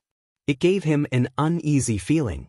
And Todoroki, being the calm, stoic, sad boy we all know and love, reacted accordingly, shouting something akin to, Mr. Aizawa just stopped and stared with wide eyes, and though Todoroki didn't have Midoriya's empathetic abilities, the expression on his face definitely said what the actual F-.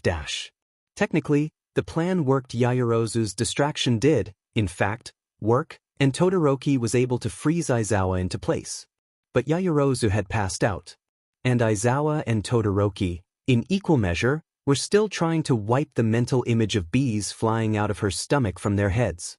"I'm going to kill you."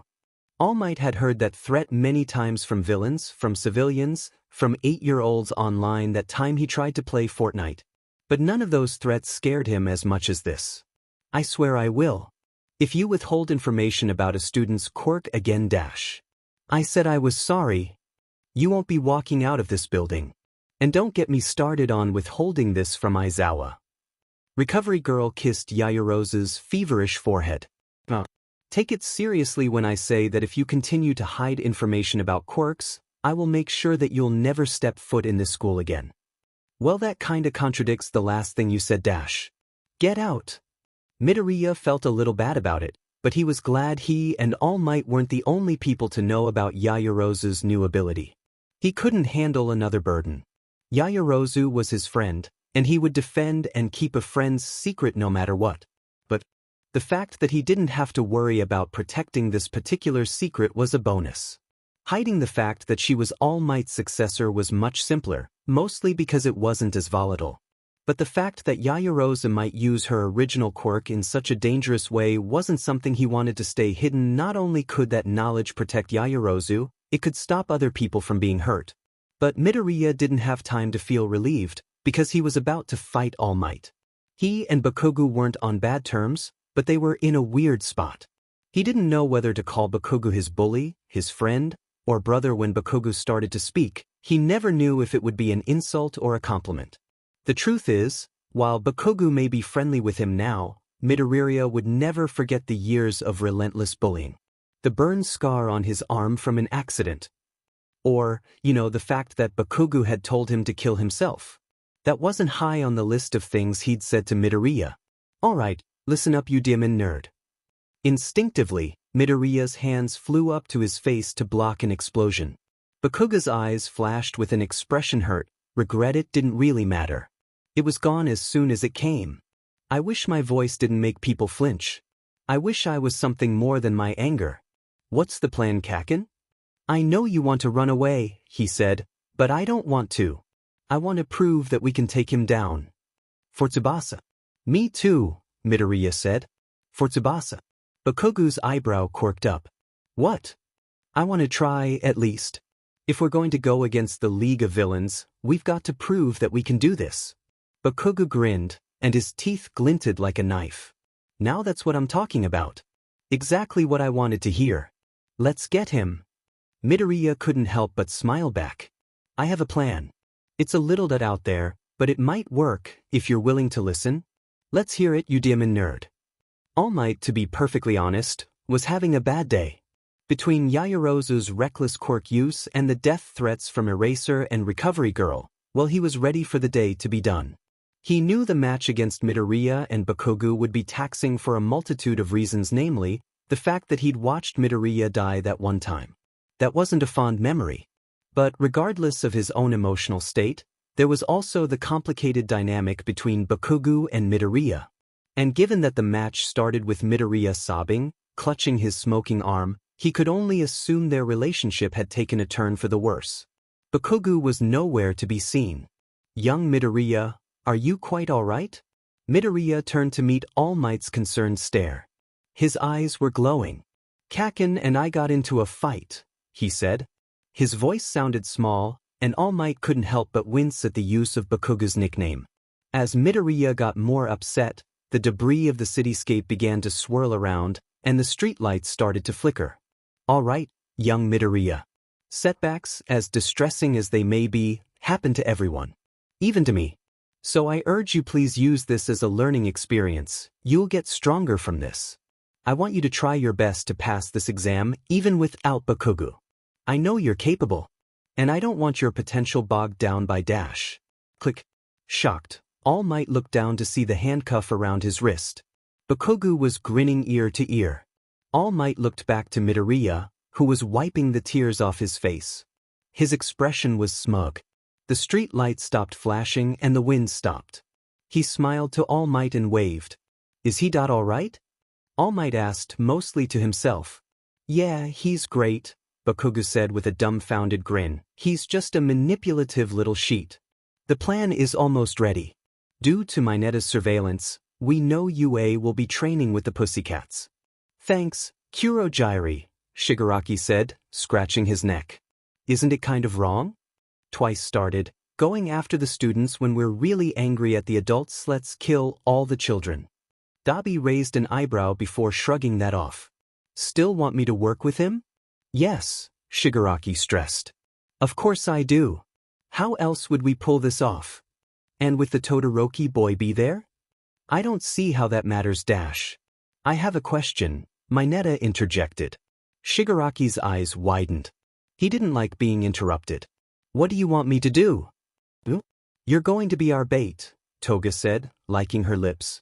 And they're going to fall for it. The bus ride was going to be a long one, but Midoriya was glad. It gave him the chance to relax before training with the Pussycats. Which, by the way, was something he could not wait to do. It was all he could do to hold back his inner fanboy. The only thing he was upset about was leaving home, because that meant leaving present Mike and Midnight. and shadow. He sat at the back of the bus, like he's always done, but this time he smiled. This time, everyone on the bus was his friend. He didn't have to avoid a bully or be alone anymore. He wasn't alone anymore. Are you ready for this? I heard the pussycats don't hold back on their training, asked Ojiro. His head was resting on Hagukure's shoulder, and it looked kind of funny, like his head was floating midair. What? Are you kidding? I'm pumped. And plus, I failed the practical exam, I've got to redeem myself, Kirishima shouted. Ashido nodded in response. Kaminari looked both ways, as if he were about to cross the street. What's up with you, Short Circuit? Bakugo said. Got a power outage? Are we just going to ignore the fact that Yayorozu can create life? Yayorozu smiled to herself. But really guys, no one's excited about this, he continued. Midoriya didn't even react when frickin' bees flew out of her stomach. That's because I already knew about it, Midoriya explained. What? He found out. I told him to keep it a secret, Yayorozu said, seeming to enjoy Kaminari's flabbergasted expression. Okay, but like, what can you do? Can you, like, make a human? Kaminari asked. First of all, yes. I am a woman. Kaminari rolled his eyes, but grinned at the joke. Second, if I were to make a human with my quirk, it would be insanely draining. I basically had a mental breakdown when I made a mouse. Who wants to play a game? Uraraka shouted suddenly. Oh God, Yamamo with a mental breakdown? The world would end. I gotta lighten the mood. Depends on the nature of the game, I will only play a game that is respectful and good-natured, said Ida, chopping the air with his hands like he always does. Ooh, never have I ever, said Hagakure. Two truths and a lie, shouted Aoyama. Truth or dare, Shinso said with a grin. Because with me, you're actually going to do it right. Ida looked nervous. Oh shit OF, I just know I'm about to make a demon fool of myself. Midoriya, truth or dare? Uraraka asked. Truth. What quirk would you have if you could choose? Uraraka said. She punched Shinso in the shoulder. Tell the truth, Shinso said, activating his quirk. He looked very bored and had been assigned the lie detector of the game. Where's all the gossip? That's what I was interested in. Well, I might want something like Hagakure's, because it would be perfect for a stealth mission, or I might even want something like a creation quirk, like Yayorozu's, because those quirks are super versatile. Then again, a healing quirk would be nice, and telepath would be dash. All right. We got it, Deku, shouted Bakugo. Your turn, Midoriya. Bakugo, truth or dare? Oh God damn it, which one's worse? He asked. No one responded, but Kirishima started laughing. Okay, Rocky, which one's worse? I'd pick truth, responded Kirishima, who seemed amused and threatened at the same time. All right. I'll do dare because I'm not a coward. Midoriya smiled. Well, Kaken, I dare you to dash. We're here, Aizawa stated. And brace yourselves, this is not a picnic. Ida had decided that Aizawa had a vastly different definition of a fun training day than he did. Ida did not think, for example, that fighting earth monsters for hours in the blistering heat and missing lunch was fun. In fact, he hated it. And what's worse, is Midoriya. Yeah, Midoriya's worse. Now, Midoriya is one of Ida's best friends and all, but every once in a while, he'd look at Ida as if he were trying not to laugh. Ida isn't stupid, he knows his thoughts are a little aggressive, but still. Having an empath best friend was kind of annoying sometimes. Ida wiped the sweat from his brow. He heard a strange, rasping sound, like someone on a ventilator, and looked to his side. Shinso was bright red and wheezing. Well, at least I'm having a better day than this Kool-Aid man looking but. Midoriya started cracking up. Like full-on tears and sheet. Ida rolled his eyes, but was kind of funny when Shinso looked confused. Even if Midoriya was laughing at him, the rest of 1A wouldn't know why. All of the sudden, a 12-foot monster made of clay and had tree trunks for arms rounded the corner. Are you guys up for this? Midoriya asked. There was a sparkle in his eyes and he looked determined, but honestly Ida hated it. Because he felt as energetic as a sack of FNG potatoes. Let's do this, Shinso said in the most unenthusiastic way possible. Ida kind of felt bad for him. He was honestly quirkless when it came to situations like this. We should make a careful and well-thought plan to bring down this monster, Ida began. At this point, the rest of Class 1A had caught up to them. Shinso, how'd you get so far ahead? Kaminari asked. Spite. Oh. I have a plan for the monster. Midoriya said. We'll need Hagakure to distract it from behind, and maybe Tokoyami, you could use Dark Shadow for that too. We need it to not know where to attack. Then, Ida, charge your legs for a kick, Uraraka will make you float, and I'll help levitate you towards its head so you can kick its head off. Deku, your plan is to yeet Ida at the monster? Bakugou said, cackling. What? No, it's a lot more complicated than that. So it's yeeting but with extra steps, Shinso said. No. I mean yes. The monster started growling and drawing closer. It was so large that each step shook the ground. Alright. Now or never, Hagakure said. She fist-bumped Ojiro before shouting at the creature with Tokoyami. Uraraka, now, shouted Midoriya. Ida began charging his legs, and Uraraka sent him into zero gravity. Midoriya flung Ida towards the head of the monster. Hugrut, I woulda kicked your butt but this works too, shouted Ida midair, much to the shock and amusement of Class 1A, except for Midoriya, who watched with a knowing smile. He kicked the clay head off of the monster and Tokoyami helped him get down. Kirishima walked up to Ida with tears in his eyes. He put a hand on Ida's shoulder. I just want you to know, he trailed off, sniffling. That was the most majestic thing I've ever seen. Well done, my little kittens. I especially loved that little bit of teamwork at the end. Pixie Bob said to the 20 exhausted teenagers. She was like looking at a phone screen in a dark room, painfully bright. Next to Pixie Bob was a little boy wearing a red hat with 2 horns on it. Who's that? Uraraka said cheerfully.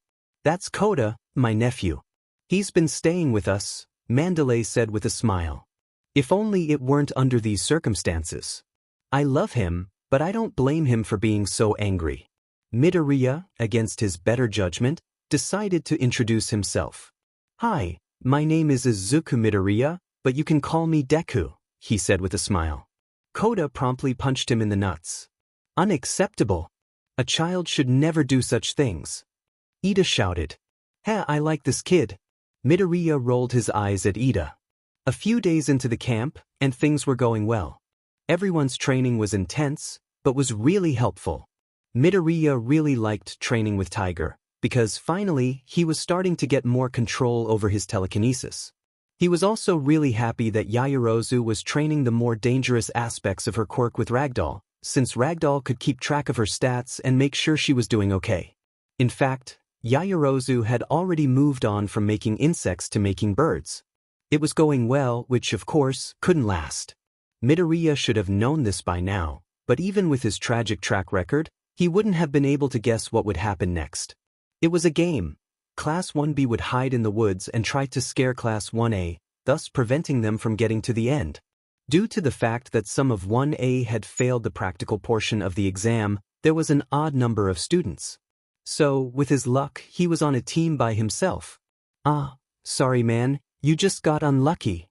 Ojiro said, holding Hagukure's hand. Well, you got on a team with your girlfriend, that's pretty lucky. Midoriya responded. Oh, we gotta go. We're up first. Hagakure said. See you on the other side. Midoriya sighed. He not only didn't have a partner, but he was going last. He saw Kota, drawing something in the dirt. Why are they all so selfish? Hey buddy. Midoriya said, more careful to keep his distance than last time. Whatcha drawing? Kota scratched out the scribbles on the ground. Nothing, leave me alone. Kota whined. He got up and started to leave. Sorry. He nearly jumped out of his skin when he felt a hand on his shoulder.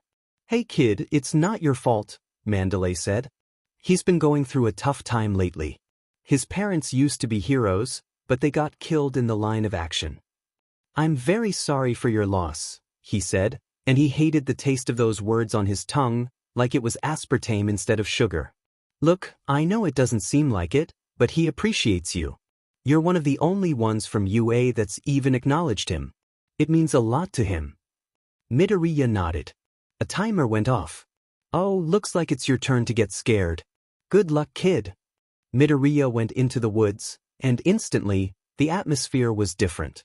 The warm glow of the campfire was gone, replaced by the eerie, misty glow from the moonlight. Midoriya heard crying. He knew it was just someone from Class 1B trying to scare him, but still, that person sounded really scared.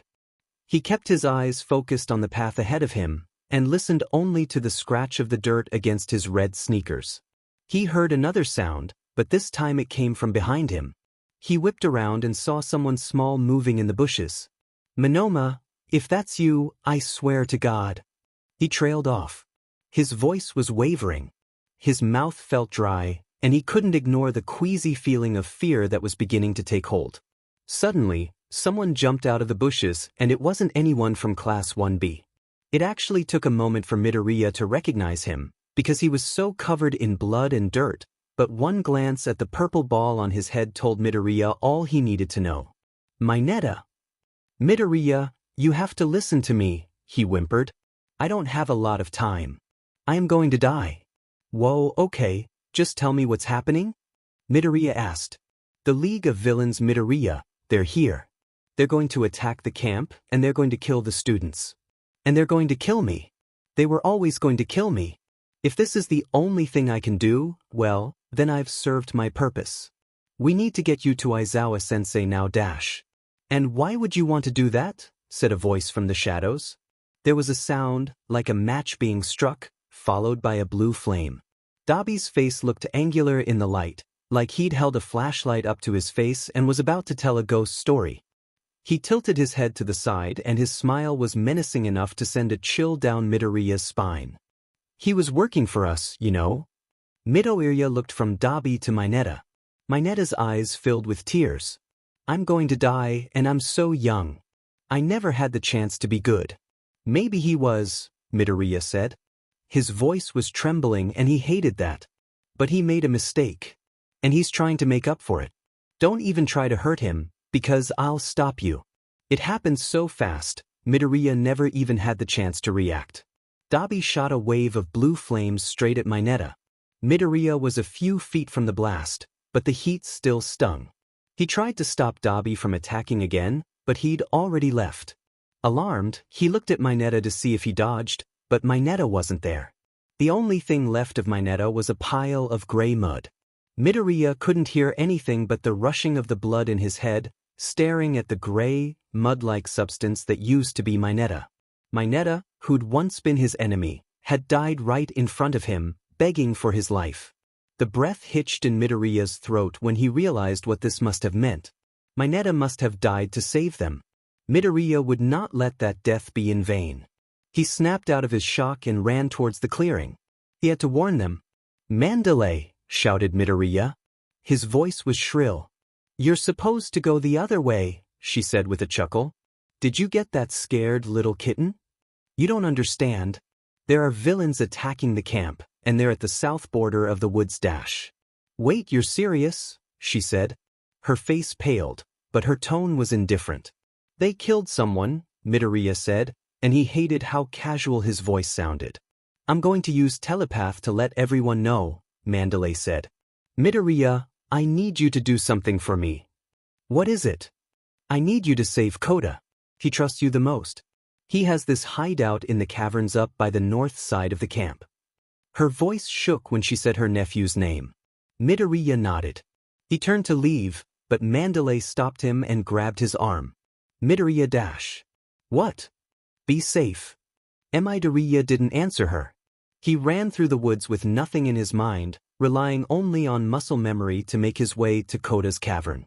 His body remembered what it felt like to run. His brain didn't need to do the work. He didn't want to think about the fear he'd experienced when he saw Mineta, a boy who knew with unshakable certainty that he would die, yet had been determined enough to make his last moments count. Kota was standing at the mouth of a small cavern, and looked annoyed when he saw Midoriya. You again? Why can you just leave me alone? Midoriya felt the icy fingers of a spirit. No, there were two spirits. Each rested a hand on his shoulder. They weren't aggressive, but now was not the time. He had to save Kota. What are you doing here? I told you to leave me alone. Kota shouted. I'm here to take you back. There are villains attacking the camp and Mandalay Dash. This is all your fault, he growled. For a moment, Midoriya froze. He hadn't expected this, and in stopping he realized just how out of breath and exhausted he really was. What do you mean by that? Midoriya asked. He tried to swallow but his throat was so dry. You heroes, you put on your silly costumes and say your silly catchphrases, and all you do is get people killed. Oh man, I like this kid. The man's chuckle echoed off of the cave walls. He was standing in the dark, and the only thing Midoriya could make out was the fact that this man was incredibly large, around 5 times his size. He needed to run away. This wouldn't be a fight he could win. The man was wearing a tattered black cloak, and peeking from behind the hood was a grotesque mechanical eye. It's too bad, though, the man continued. He dropped his cloak, and his muscles emerged from beneath his skin and covered his arms and chest. Because I'll have to kill you. Both of you. Kota whimpered. The man laughed. Oh, but who am I kidding? He said. His voice was caught somewhere between growling and mockery. I can't wait to kill you. Midoriya wanted to panic, he could feel the fear tingling through his nerves, but he forced himself to be calm. For Kota's sake. He considered his options, though there weren't many. He could try to run away, but without a strength and stamina quirk, he knew he wouldn't get far. He was already exhausted. His only other option was to fight. The man started walking towards them. His face was plastered with a sadistic grin. Midoriya made eye contact with Kota. His eyes were wide and lined with tears. I'm scared, I don't want to die. Midoriya knew that he wasn't strong enough to beat this guy. He remembered the spirits from earlier. He didn't know how his body would react to hosting 2 spirits at once, but he really didn't have a choice. He needed to save Kota. So he let them in. Kota had never been so afraid in his life. This man, this monster, was standing in front of him. And the only thing in between was that punk Midoriya. He was so skinny and weak, Kota knew he'd do nothing to stop the man from hurting him. He didn't have any faith in Midoriya. He was just like all the other wannabe heroes, who saw him, who pitied him. They wanted to help because they wanted to look better. They wanted to help because they weren't good enough, and helping him made them feel better about themselves. But when Midoriya turned around, he wasn't Midoriya anymore. Not really. One of his eyes was light blue, and the other was navy. It looked like someone had dumped paint over his eyes and it was dripping down his face. And his face didn't hold that timid, kind expression that it usually did. Midoriya looked wrathful. What's wrong with you, kid? The villain continued. Kota was comforted to notice that the villain was visibly unnerved. He's not here right now. Kota flinched. It sounded like 3 people were talking, and it almost seemed familiar. There was Midoriya's voice, but 2 others as well. A man's and a woman's. He didn't like that. He wasn't sure if he should be more afraid of the villain or Midoriya. Care for a rematch, Muscular? Well, how did you know that was my name? Muscular said. Kota gasped. Muscular, he'd seen that name on the news before. He was the one that had killed his parents. Muscular had killed his parents. Midoriya chuckled, and when he smiled, there was a rush of energy as he began to crackle with green electricity. His 3-voiced laugh was nothing short of chilling.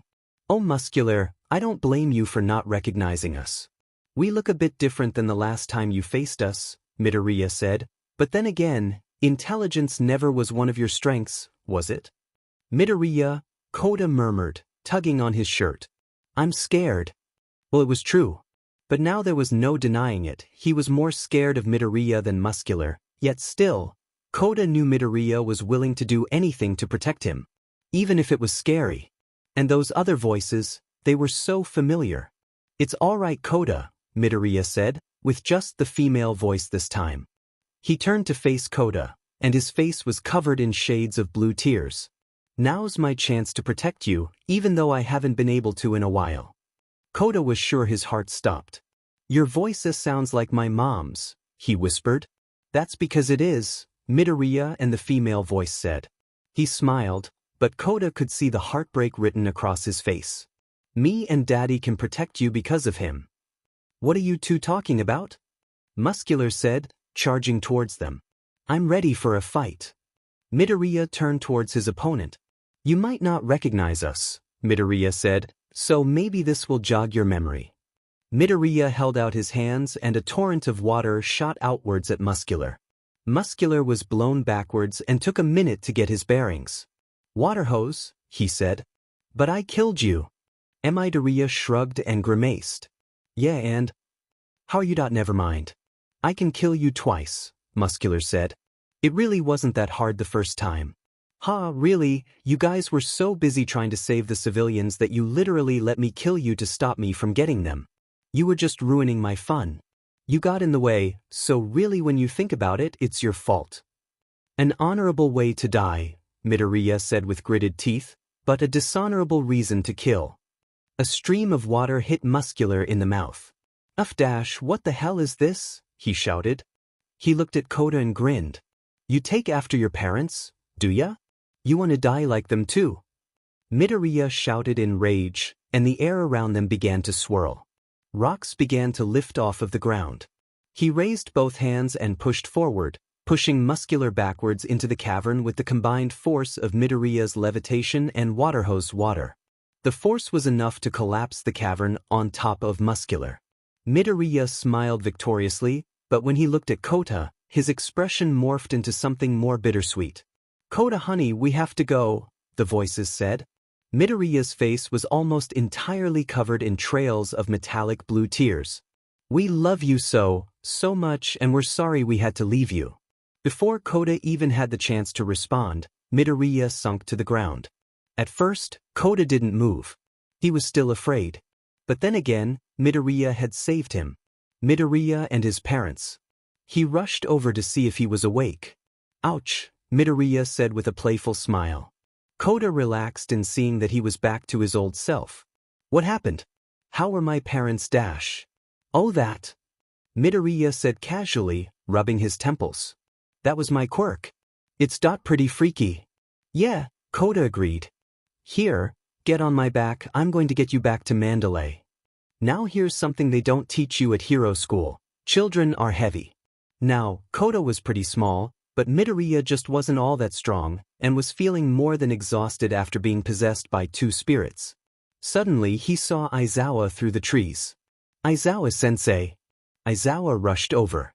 What the hell happened? You look like you died again. Again? Kota wondered aloud. Aizawa, I need you to take Kota back. I'm not strong enough.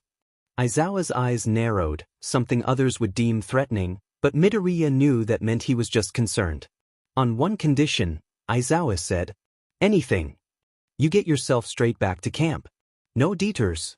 If you try to play the hero, you might make it more difficult. For your classmates. Got that, problem child? Straight back to camp, okay? Got it. Alright, I'm trusting you on this, Aizawa said as he strapped Kota to his back with his scarf. Be safe. Aizawa rushed off, using his scarf to swing through the trees like Spider-Man. Midoriya started running. He intended to make good on his promise, he really did. The only problem was that the League of Villains didn't care about promises. And when Mr. Compress ambushed him, Midoriya was too drained to even put up a fight. Needless to say, Midoriya did not come back to the camp that night. No, Midoriya was taken somewhere far worse. When Midoriya opened his eyes, he didn't know where he was. The lighting was dim, but the real kicker was the pulsing pain in the side of his head. His vision was a blurry combination of dark shapes, like he was looking through a kaleidoscope in a nightclub. Midoriya, can you hear me? Hey man, wake up. Midoriya blinked, trying to remove the cloudiness from his head. His arms and legs were chained to the chair he was sitting in. He looked around in search of the voice. Over here on your left. He turned to look, but he still couldn't see that well. It's me, Ojiro. So that's why the voice was so calming. Where are we? Midoriya choked out. I don't know. My best guess is some sort of hideout. We have to get out of here, Midoriya murmured. No kidding, Ojiro said, uncharacteristically sarcastic. Midoriya scanned the room. It looked like they were being held hostage in an old bar. The walls were covered in dark red paint that was chipped from old age and wear. The floors were wooden and covered in scratches. Midoriya and Ojiro were chained to chairs opposite the bar stools and a large stash of alcohol. That might come in handy if he could start a fire somehow. The door opened, and they both flinched. The first man Midoriya recognized from the USJ attack, and then there was the man with a fire quirk from the summer camp attack. There was also a man wearing a head-to-toe black and white costume, even a mask. There was a schoolgirl who looked deceivingly normal, and after her. No, that couldn't be right. Midoriya saw him die. He saw him die. Miss me? Mineta said with a grin. The girl's arm was around his shoulders. How? Midoriya spluttered. I'm just one of the cogs in a well-oiled machine, he said with a slimy grin. We sprung a trap, and you landed right in it. Midoriya felt sick at the pit of his stomach.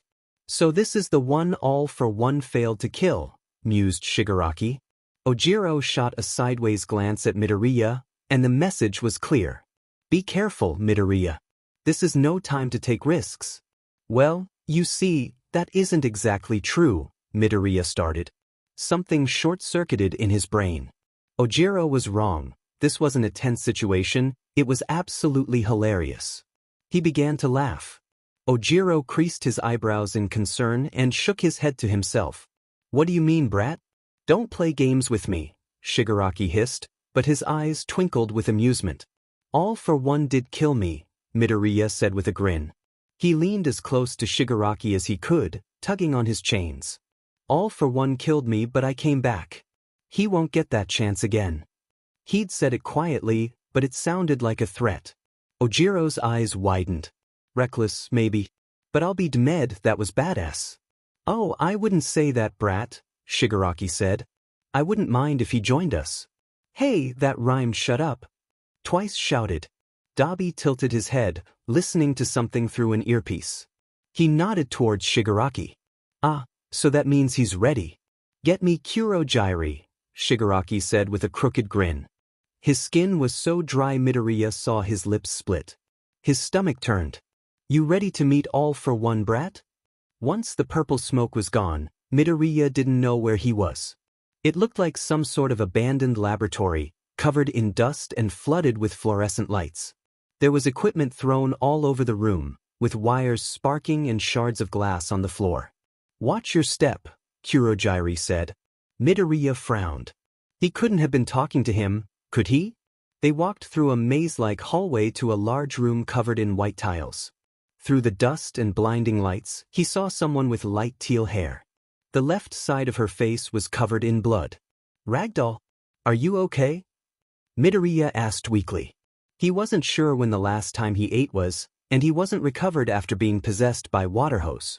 Shut up, Shigaraki said, putting 4 of his fingers around Midoriya's neck. Shut up if you ever want to talk again.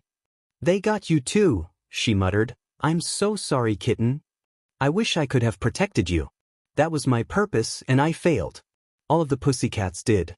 So sweet, what a touching reunion. The voice sent an adrenaline rush down Midoriya's spine.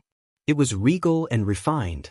The voice was so charismatic, you wouldn't be blamed for failing to notice the sinister undertones. All for one, Midoriya said. We meet again, he said. He walked from the shadows into the light. He was very tall, dressed in a designer suit and a grotesque mask that revealed parts of his scarred face. He stood above Ragdoll and held out his hand in front of her face. She started to twitch, as if his hand was pulling something from her. And that's when it hit Midoriya. All for one was stealing her quirk. Stop, he shouted. All for one turned to him with a surprised smile. Don't worry, it'll be your turn soon enough. Ragdoll began to scream in pain. Midoriya tried to squirm out of Shigaraki's grip, but he was strong. And right now, Midoriya was feeling anything but strong. Ragdoll passed out onto the ground. What a useful quirk, mused All for One. It's very important to know your opponent's strengths and weaknesses before battle. Leave her alone. Midoriya shouted. I'm done with her. It's your turn now. I've heard you've got quite the interesting quirk, All for One said. And if it really can bring back the dead, then I've already won. He held out his hand in front of Midoriya's face, just like he had done with Ragdoll. But Midoriya didn't feel anything. Midoriya craned his neck to look at All for One. This is childish. If you're going to torture me, do it. Enough with the games, Midoriya spat. All for one didn't say anything, just remained in the same position. Come on with it. Just do it, you coward. All for one struck him in the face. Kurogiri, bring him to me again tomorrow, All for one said. Midoriya noticed the frustration in his voice and realized what was happening. You can't steal my quirk, Midoriya said with a smirk. His face still stung where All for one hit him. Yes, master, Kurogiri said, and Midoriya's vision was flooded with purple smoke. Midoriya felt numb when Kurogiri warped him back to the bar. He couldn't get the image of Ragdoll out of his head. He didn't react when he was chained back to the chair, and refused to make eye contact with Ojiro. It was like there was a hurricane trapped inside a doll, swirling panic on the inside and blank on the outside. Once Shigaraki and Kurogiri left the room, Midoriya snapped into action.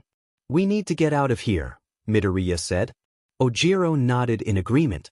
All for one just removed Ragdoll's quirk. I'm not sure if she's alive or not. If we can get out of these chains, we could either try to find a way to set the place on fire with the alcohol, or break the bottles to get weapons dash. Ojiro said nothing, simply staring. Midoriya couldn't even sense any emotions. What? He snapped angrily. Are you okay? Did they hurt you? Midoriya sniffled, trying and failing to stop the tears. Damn it, he hated being a crybaby, it was so frustrating. I don't even know if she's alive, sobbed Midoriya. Ojiro rested his head on Midoriya's shoulder, the closest thing to a comforting hug he could give at the moment. Well, this is nice and all, but we don't all know each other, Kurogiri said. Midoriya flinched at the voice. He looked up and the League of Villains was in the bar. How long had they been there? How long didn't he notice? Cut the crap. What do you mean? Mineta asked. Of course I know them. Dabi smiled knowingly, saying nothing. Well, I invited Midoriya and Ojiro here today, Shigaraki continued. Ojiro gritted his teeth at the use of invited.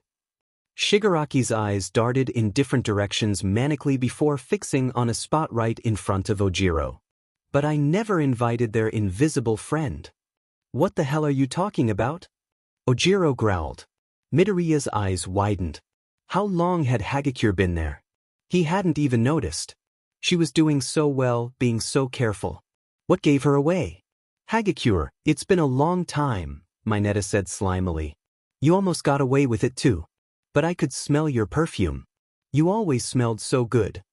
Shut up, you pervert, shouted Hagakure. Well, unfortunately, you're the one that won't be talking. Toga? Mineta asked. Do the honors? I've never tasted invisible blood before. I'm so excited, she giggled, drawing a knife. She struck the space in front of Ojiro, and at first, it seemed like nothing. But then Midoriya started to notice things.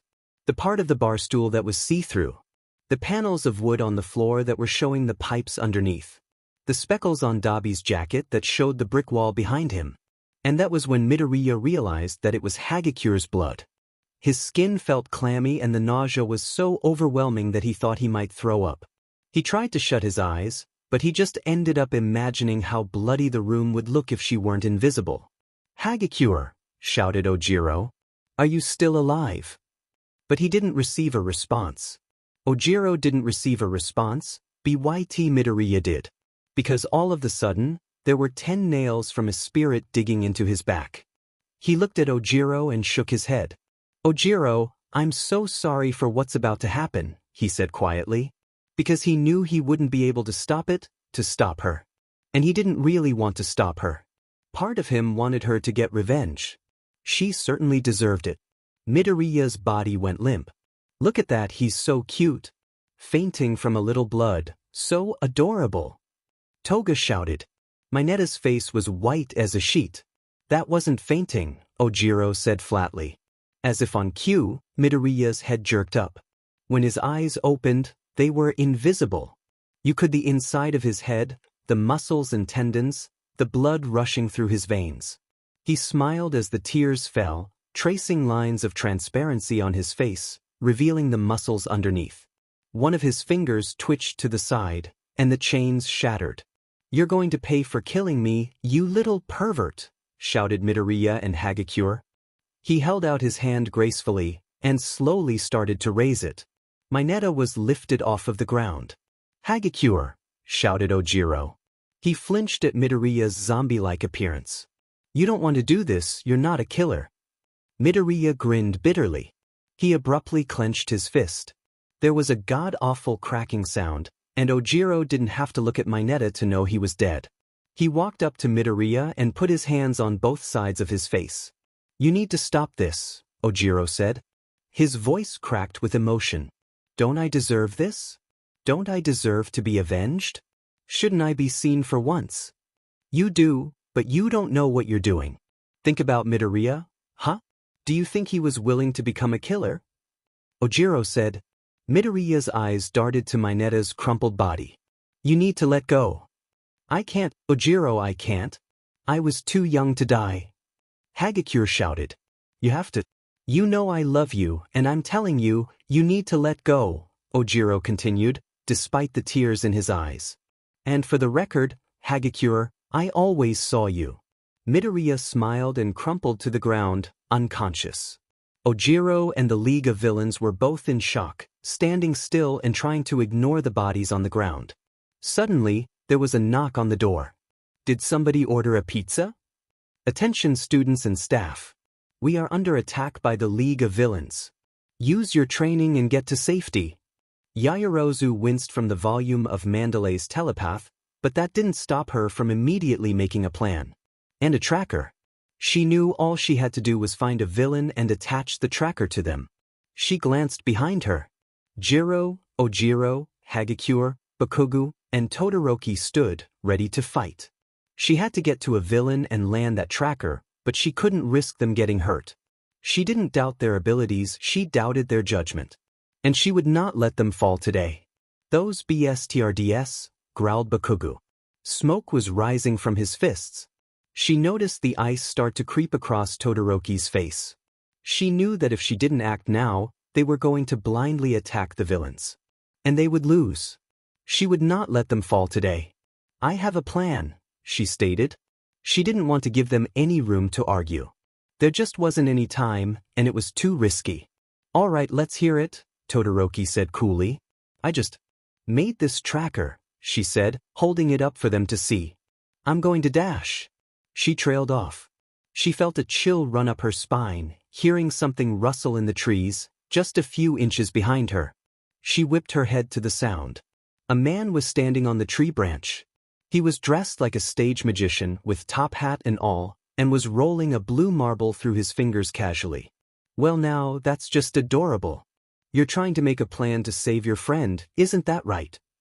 Todoroki clenched his fists and Bakugou started to growl. Yayorozu shot them a warning glance. "Why yes, that's right," she stammered. She was sure to not break eye contact. She needed to show him that she wasn't afraid. The man chuckled, holding the marble between his thumb and pointer finger. "Oh, well that's just too bad.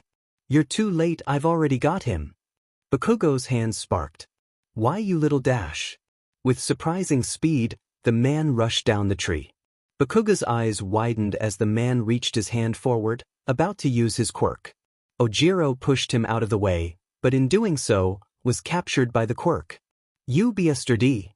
I like to think of myself more as a performer, but to each their own," the man said, rolling the two marbles around in his hand. Yayorozu flinched when someone put their hand on her shoulder. "Trust me," Hagakure whispered. She grabbed the tracker from her hand, and Yayorozu was too shocked to react. And in a flash of purple, they were gone. "Okay, tell me again. Every detail helps." Yayorozu knew Detective Tsukachi was only trying to help, but he was wasting precious time. It was getting on her nerves. Mr. Compress had Midoriya, and he got Ojiro. Hagakure was able to sneak through a portal with one of my trackers. Use that, and you'll find the League of Villains. Use that and we can save my friends. Toshinori looked more depressed than usual in his skeletal state. "Yayorozu, as my student, as my successor, I need you to promise something for me." His tone was flat, and his voice felt oddly detached. Yayorozu nodded determinedly. "Anything." I need you to promise that you won't do anything. I know that you're smart and determined, that's part of why you're such an amazing successor. But I need you to stay outside of this rescue mission. Yayorozu found herself struggling to fight against tears. Not because she was upset. She was angry. She was really angry. You want me to sit by and do nothing? They didn't just kidnap 3 UA students. They kidnapped my friends. I need to help get them back. You don't understand, Dash. No, you don't understand. If I'd been a little braver, a little wiser, none of this would have happened. None of this would have happened at all. All Might was staring absent-mindedly at the sunset. Tsukachi put a reassuring hand on Yayorozu's shoulder. I want you to know, none of this is your fault, he said with a small smile. Yayorozu turned her head away, trying to hide the stream of bitter tears she wasn't able to prevent. You're just saying that to make me feel better, she said through gritted teeth. No, I'm not. Let me ask you this. What do you think your role was when the League attacked? Protect the other students and get them back to safety. As All Might's successor, that was my responsibility. That's not true. You're 16. Your role in all of this was to get yourself safe. You did not have a duty to protect your classmates, yet that was your first instinct. You're going to be a great hero one day, but for this mission, leave it to the pros. It is their job for a reason, you know. Yayorozu nodded, but it did nothing to ease her anxiety. It was All Might's idea, and Tsukachi agreed it was a good one. If the kids were afraid, it might make them feel a little better. In retrospect, however, both men would agree that it was not, in fact, a good idea. Along with a larger portion of the police and other heroes, All Might and Tsukachi organized a rescue mission to the location on Yayorozu's tracker. It was so well planned that they were sure nothing would go wrong. Well, something went wrong, they just didn't know it. All Might took a deep breath, relaxed his shoulders, and with a joking smile, knocked on the door. Did someone order a pizza? He kicked the door open, expecting to see Hagakure, Ojiro, and Midoriya smiling back at him. Happy to be rescued. Happy for a bit of levity. But the scene before him was nothing short of shocking. And in that moment, the symbol of peace could not bring himself to smile. Midoriya was awake, but he was so tired he didn't want to open his eyes. He heard familiar voices, but they sounded muffled, as if they were speaking underwater. It's been a long time. For both of them, said Recovery Girl. I've used my quirk as much as I could. It's up to them now. Both of them? Had they found Ragdoll? Was she still unconscious from having her quirk stolen? And what does that mean? Aizawa said. His voice sounded more tired, more quiet than usual. Are they going to wake up? Midoriya will, but he's been through a lot. Ragdoll and Ojiro filled me in on everything that they knew, Recovery Girl said. So Ragdoll was all right? So who was the other injured person? Oh, I'm so glad, Midnight said. She hesitated. But Hagakure, do you think she'll pull through? Midoriya thought his heart stopped. Hagakure was alive? But she'd possessed him. He didn't understand how that was even possible. Recovery Girl shook her head. There's no real way of knowing. For all intents and purposes, she was dead. But even with the blood loss, the paramedics were still able to resuscitate her. She's been in a coma ever since, and it's hard to say if she's ever going to wake up. Midoriya felt guilty at the pit of his stomach. If only he'd known she was there, then maybe, just maybe, she would have been okay. Hey guys, I'm awake, Midoriya said weakly. He'd done enough eavesdropping. He needed real answers. Midoriya honey, we were so worried, Midnight said. I told you to go straight back to camp, Aizawa said lowly. Why yeah, I tried to but dash. Don't you ever scare me like that again, problem child. Never again, you got that? Yeah, I promise, Dad, Midoriya said sincerely. Dad? Aizawa said with an eyebrow raised.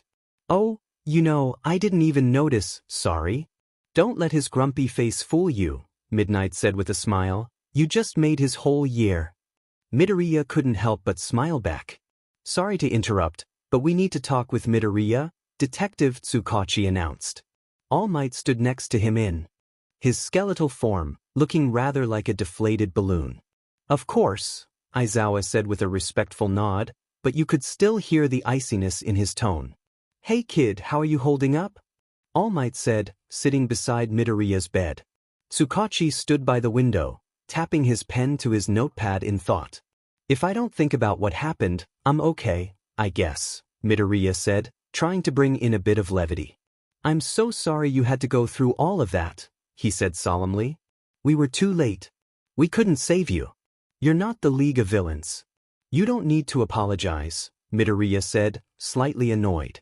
All Might's pitying attitude was starting to grate on his nerves. It is a hero's job to protect, All Might said. He sighed, lost in thought. Are you feeling up for more visitors? There are a lot of people waiting out there to see you. Yeah, that would be nice. It hadn't been a full minute after All Might left that Shinso, Bakugo, and Yayorozu rushed into the room. I have a plan, Yayorozu said immediately. Her black hair was disheveled and there were dark circles under her eyes. She clearly hadn't slept much since the attack. Geez, Yamamo, Deku just woke up, Bakugo chided. Yayorozu frowned, her lips set in a hard line. If Bakugo was the one dishing out common sense, maybe she needed to rethink what she was doing. Hey, how are you doing? Shinso asked. I'm breathing, Midoriya said. He was trying to be reassuring, but only ended up sounding more depressing. That bad, huh? Bakugo said with a scowl. I'm not going to beat around the bush. We're going to take down the League, Deku. Are you with us? Midoriya was so exhausted, he didn't even think he could lift a finger. He glanced down at his hands, half expecting them to be covered in blood. He had murdered someone after all. There was a possibility of it happening again. That was the last thing he wanted. Guys, it's too soon, he's not ready, Shinso said, matter-of-factly. No, wait a minute, Midoriya said. Just give me a couple of hours to think about it, all right? We don't have a couple of hours, Yayorozu said through gritted teeth. What are you talking about? Bakugo asked. And if Bakugo was the one being more calm and rational, Yayorozu needed to rethink what she was doing. Bakugo's right. This is the kind of thing we can't bear to be rash about, Shinso said. But it's my fault. It's my fault Hagakure's in that coma. Every second I sit here waiting, it's another second I'm not doing anything to avenge her. I was there too, so stop blaming yourself, shouted Bakugo. He lowered his voice to a growl. It wasn't anyone's fault but the League. I just can't stop thinking about her, you know? She's such a good hero already. She'd never even hurt a fly dash. And that's when it hit Midoriya. They didn't know the full story. Guys, you know she possessed me, right? The blank looks on their faces suggested that no, they didn't know. And well, she made me kill Mineta. Bakugo looked stunned and cursed under his breath. How dare you lie about something like that? Yayorozu snapped. She would never do something so horrible and here I was, thinking you were my friend. She was right to do it. Ojiro was standing in the doorway, eyes red from crying. If she hadn't done it, he continued, we'd both be dead. Isn't that right, Midoriya? He nodded in response. Yayorozu's angry scowl turned into a terrifying smirk. I need to rethink my plan. Shinso eyed her warily. He wasn't the only one noticing her unpredictable behavior. I'll help you. But right now, there are some other people that would like to see you, Ojiro said. Bakugo, Shinso, Yayorozu, and Ojiro left the room, and Mandalay, Kota, and Ragdoll entered the room. Ragdoll looked weak and was in a wheelchair, tethered to N4 with medicine, but she smiled optimistically all the same. Oh kitten, you're all right, she said with a dazzling smile. Yeah, I am. How are you? Midoriya asked, not really wanting to know the answer. Oh, you know, ups and downs, she said, and for a brief moment, there was a crack in her happy facade. But it was gone as soon as it came. Kota just wanted to tell you something, Mandalay said with a small smile. Thanks, or whatever, he mumbled. I guess you saved my life. Yes, thank you, Midoriya, Mandalay said with a sad smile. I asked a lot of you, and because of it, you're here now. This wasn't your fault, Midoriya said. Everyone he knew was blaming themselves for what was happening, and that included himself. I do have a question for you, Ragdoll. What's that, kitten? When you used your quirk on me, what did you see? Do I even have a quirk? Or is that something else happening? She blinked twice, as if she still had her quirk. Whoops. Old habits die hard, kitten. But don't worry, I remember. Your quirk was unique because of how it manifested. It was a defense mechanism against how you died, and found a way to prevent that from happening again even though it is unconventional. So it is a quirk. And the whole possession thing, it's meant to protect me? He asked. Good job, kitten, she said, like a mother happy to see a perfect report card from her child. But if I died dash. Oh, you didn't, kitten. Your quirk had to form from scratch and quickly, might I add. Usually a quirk takes years to develop, but yours started much later. I'm guessing you were left in somewhat of a coma while your quirk developed, and you woke up when it was done. That actually clears up a lot. Ragdoll smiled. Glad to see my quirk can help you even though I don't have it. Wait a minute if you don't mind. Why couldn't Aizawa erase it? Or all for one steal it? Ragdoll shrugged nonchalantly. I don't know. But remember this, every quirk and every person has a limit, kitten. When Yayorozu told Class 1A her plan to take down all for one, she wasn't surprised that most of them didn't agree. This is madness. Ida shouted. And I will not allow you to be so reckless that you don't involve the pros. And yeah, that I'm not on board, just saying, Kaminari said. It's way too dangerous. Yayorozu's eye twitched. Kaminari was one of the most crucial parts of the plan. If he wasn't there, then nothing could be done. I think you're wrong, Todoroki said softly. I think Yayorozu's plan is going to work. You can't be serious, Tokoyami said. You're willing to commit murder for this to work? Todoroki turned to meet Tokoyami's gaze. Absolutely. The real question is, why aren't you? Yayorozu, Todoroki, Kaminari, Kota, and Midoriya were the only students needed for the plan. The rest of 1A was an unwilling accomplice to Yayorozu's genius. More accurately, her madness. After all, with any luck, there would be 2 murders that night. Yayorozu had been able to use the tracker sheet created in the summer camp to track the League's whereabouts.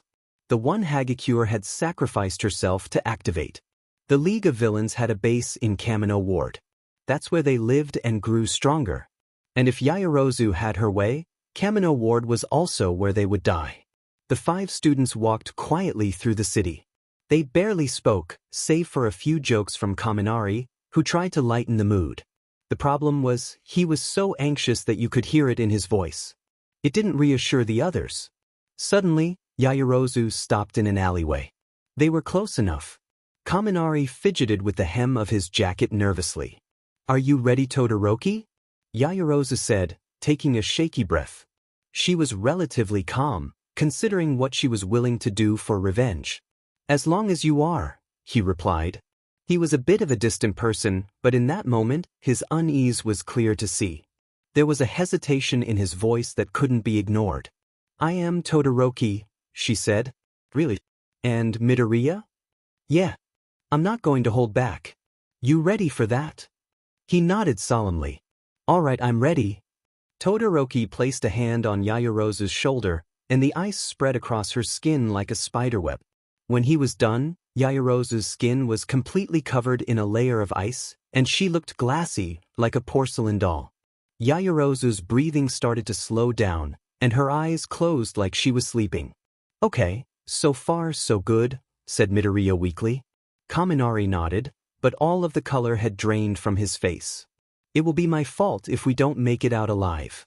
All right, Midoriya, you're up, Todoroki stated flatly. Midoriya nodded grimly, before running out into the street.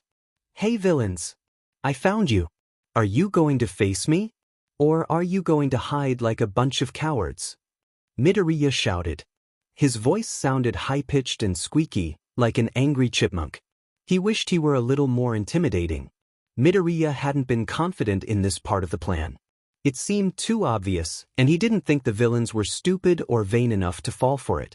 And sure, Midoriya had gotten on All for One's nerves in the past, but surely he couldn't be so insecure as to fall for such a simple trap, right? Clearly he was wrong. The building in front of Midoriya exploded. Piles of rubble rained down like hailstones, and the scent of smoke and gasoline filled the air. Midoriya stood his ground, channeling his inner Aizawa and pretending to be indifferent. All for One stood in the center of the rubble, loosening his tie like a businessman who'd just come home from work. "Well, you've certainly got my attention," he said casually. "What is it that you want? An early death? Because that's something I could arrange. I'm going to put an end to this." "Your days are numbered," Midoriya said darkly. "Oh, is that right?" All for One responded with a hint of fear. No, that wasn't exactly right. He wasn't afraid, he was surprised. And perhaps a bit proud. The idea of All for One admiring Midoriya's character was enough to make his stomach churn. "Yeah, that's right. Your villainy ends tonight," Midoriya said, with more bravery than he actually possessed. But the words sounded hollow, almost like a mockery of something a real hero would say. "But you don't really believe that this will help? That killing me will make you what, some kind of hero? Such childish ideas are beneath your intelligence. You're better than that. Your powers come from death and destruction. You're trying to use them for death and destruction. You're foolish to think you have the makings of a hero." "What are you implying?" Midoriya said, indulging him. He needed more time. Yayorozu wasn't ready yet. He'd be lying if he said All for One's words weren't getting under his skin. "You're on the wrong side, child," All for One said. He walked forward, and Midoriya had to do his best not to flinch when he held out his hand. "Join us. You were always meant to." Midoriya smirked. All for One raised an eyebrow, and Midoriya crumpled to the ground like a sack of potatoes. All for One took a step backwards, momentarily caught off guard. Midoriya started to rise off of the ground, like a marionette pulled by a string. His head raised, and when he opened his eyes, they were a bright, glowing white. His tears were like molten metal. When he smiled, there was intelligence and mania in his expression. "Maybe Midoriya's powers are destructive, but my powers aren't," Midoriya and Yayorozu said. All for One staggered backwards. "One for All has never defeated me in battle dash. But this isn't just One for All. We have the combined powers of life and death. You don't have a chance." Midoriya raised his arms. There were sparks on his forearms as something began to move under his skin. A rattlesnake materialized from each arm and slithered down to the ground.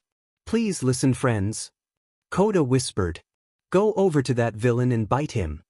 Todoroki was worried Kota had said it too quietly, but sure enough, the snakes made their way over to All for One. All for One began laughing, a deep, hearty chuckle. He almost sounded like a man, and not an immortal supervillain who lost his soul to time and sour convictions.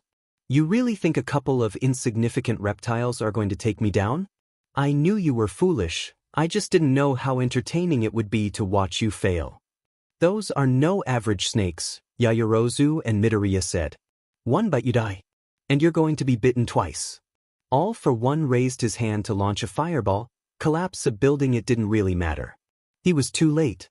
The snakes had wrapped around his legs and bitten him. He dropped to his knees. "Impossible." All for One and Midoriya sunk to the ground at the same time. One of them would never stand again. "Kaminari now," shouted Todoroki. He used his left side to melt the ice on Yayorozu. Kaminari flexed his fingers, and electricity raced across his palms. He pressed his hands to Yayorozu's chest. Yayorozu wasn't breathing. "Again," Todoroki said. Kaminari sent another charge. Yayorozu still wasn't breathing. Kaminari glanced at Todoroki for guidance. Kaminari was trembling from fear. He couldn't let them down, not now. Not when they had won, not when they were so close. Again. Aizawa had failed as a teacher. More than that, he'd failed as a hero. In fact, all of the heroes failed, and the worst part? Aizawa was the only one willing to own up to it. Endeavor, All Might. It didn't matter how high their rank was, because no hero was brave enough to admit they were wrong. They hid behind their iconic faces and pretended they could do no wrong. They weren't willing to admit to their mistakes. Aizawa was determined to change that, because it was clear, the heroes had failed. They'd made the world feel so hopeless that a group of children, his students, felt they needed to take the law into their own hands and murder a supervillain. And they hadn't just done it out of fear, they'd done it for vengeance.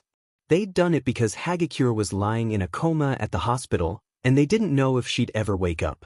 And the heroes hadn't saved her either. Aizawa vowed from that moment forward that he'd never let his students feel hopeless again. When Midoriya opened his eyes, he recognized the fluorescent lights and quiet beeping sounds of a hospital. He realized he frequently woke up in hospitals. He decided he didn't want that to be a pattern. "Hey! The demon nerd's awake!" Bakugo shouted, a foot from his face. Midoriya groaned. If he hadn't been awake before, he sure as hell was now. He thought Bakugo's voice could break the sound barrier. Midoriya had a headache, like he was suffering from a really bad hangover, and frankly, Bakugo's shouting wasn't helping. "You've really earned Aizawa's title of problem child," Midnight said with a mischievous smile. "How are you feeling, kid?" "Tired. I got a headache." "Well, to be fair, you were possessed," Shinso pointed out factually. Alarm bells ring out in Midoriya's head. "How's Yamamo? And Todoroki? And Kaminari? And Ash?" "They're all fine," Aizawa stated. "You should thank Ida for that." Midoriya looked to Ida, confused. "I was only doing what was right. I told Aizawa-sensei about the plan as soon as we were done. Because it was FENG bonkers, that's why. And you also got the police to pardon them," Aizawa continued. "Yes, that's also true." Midoriya didn't know what to say, and stared at Ida with surprise and gratitude. "Oh, don't look so FNG surprised. You may have broken the rules, but I know why you did it. When can I see Yayorozu?" Midoriya asked. He was glad Kaminari was able to shock her back to life, but he couldn't imagine she was doing that well. "You need to rest, problem child," Aizawa said.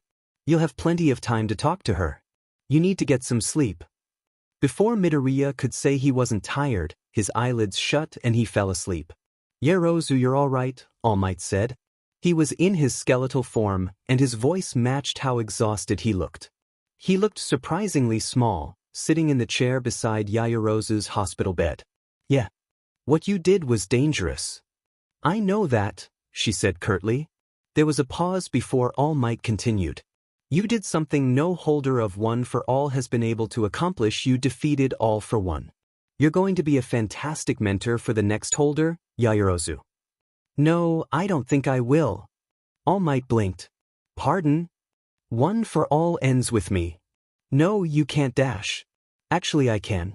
I'm no idiot. I know how dangerous this power is. I know it's affected my brain, my judgment.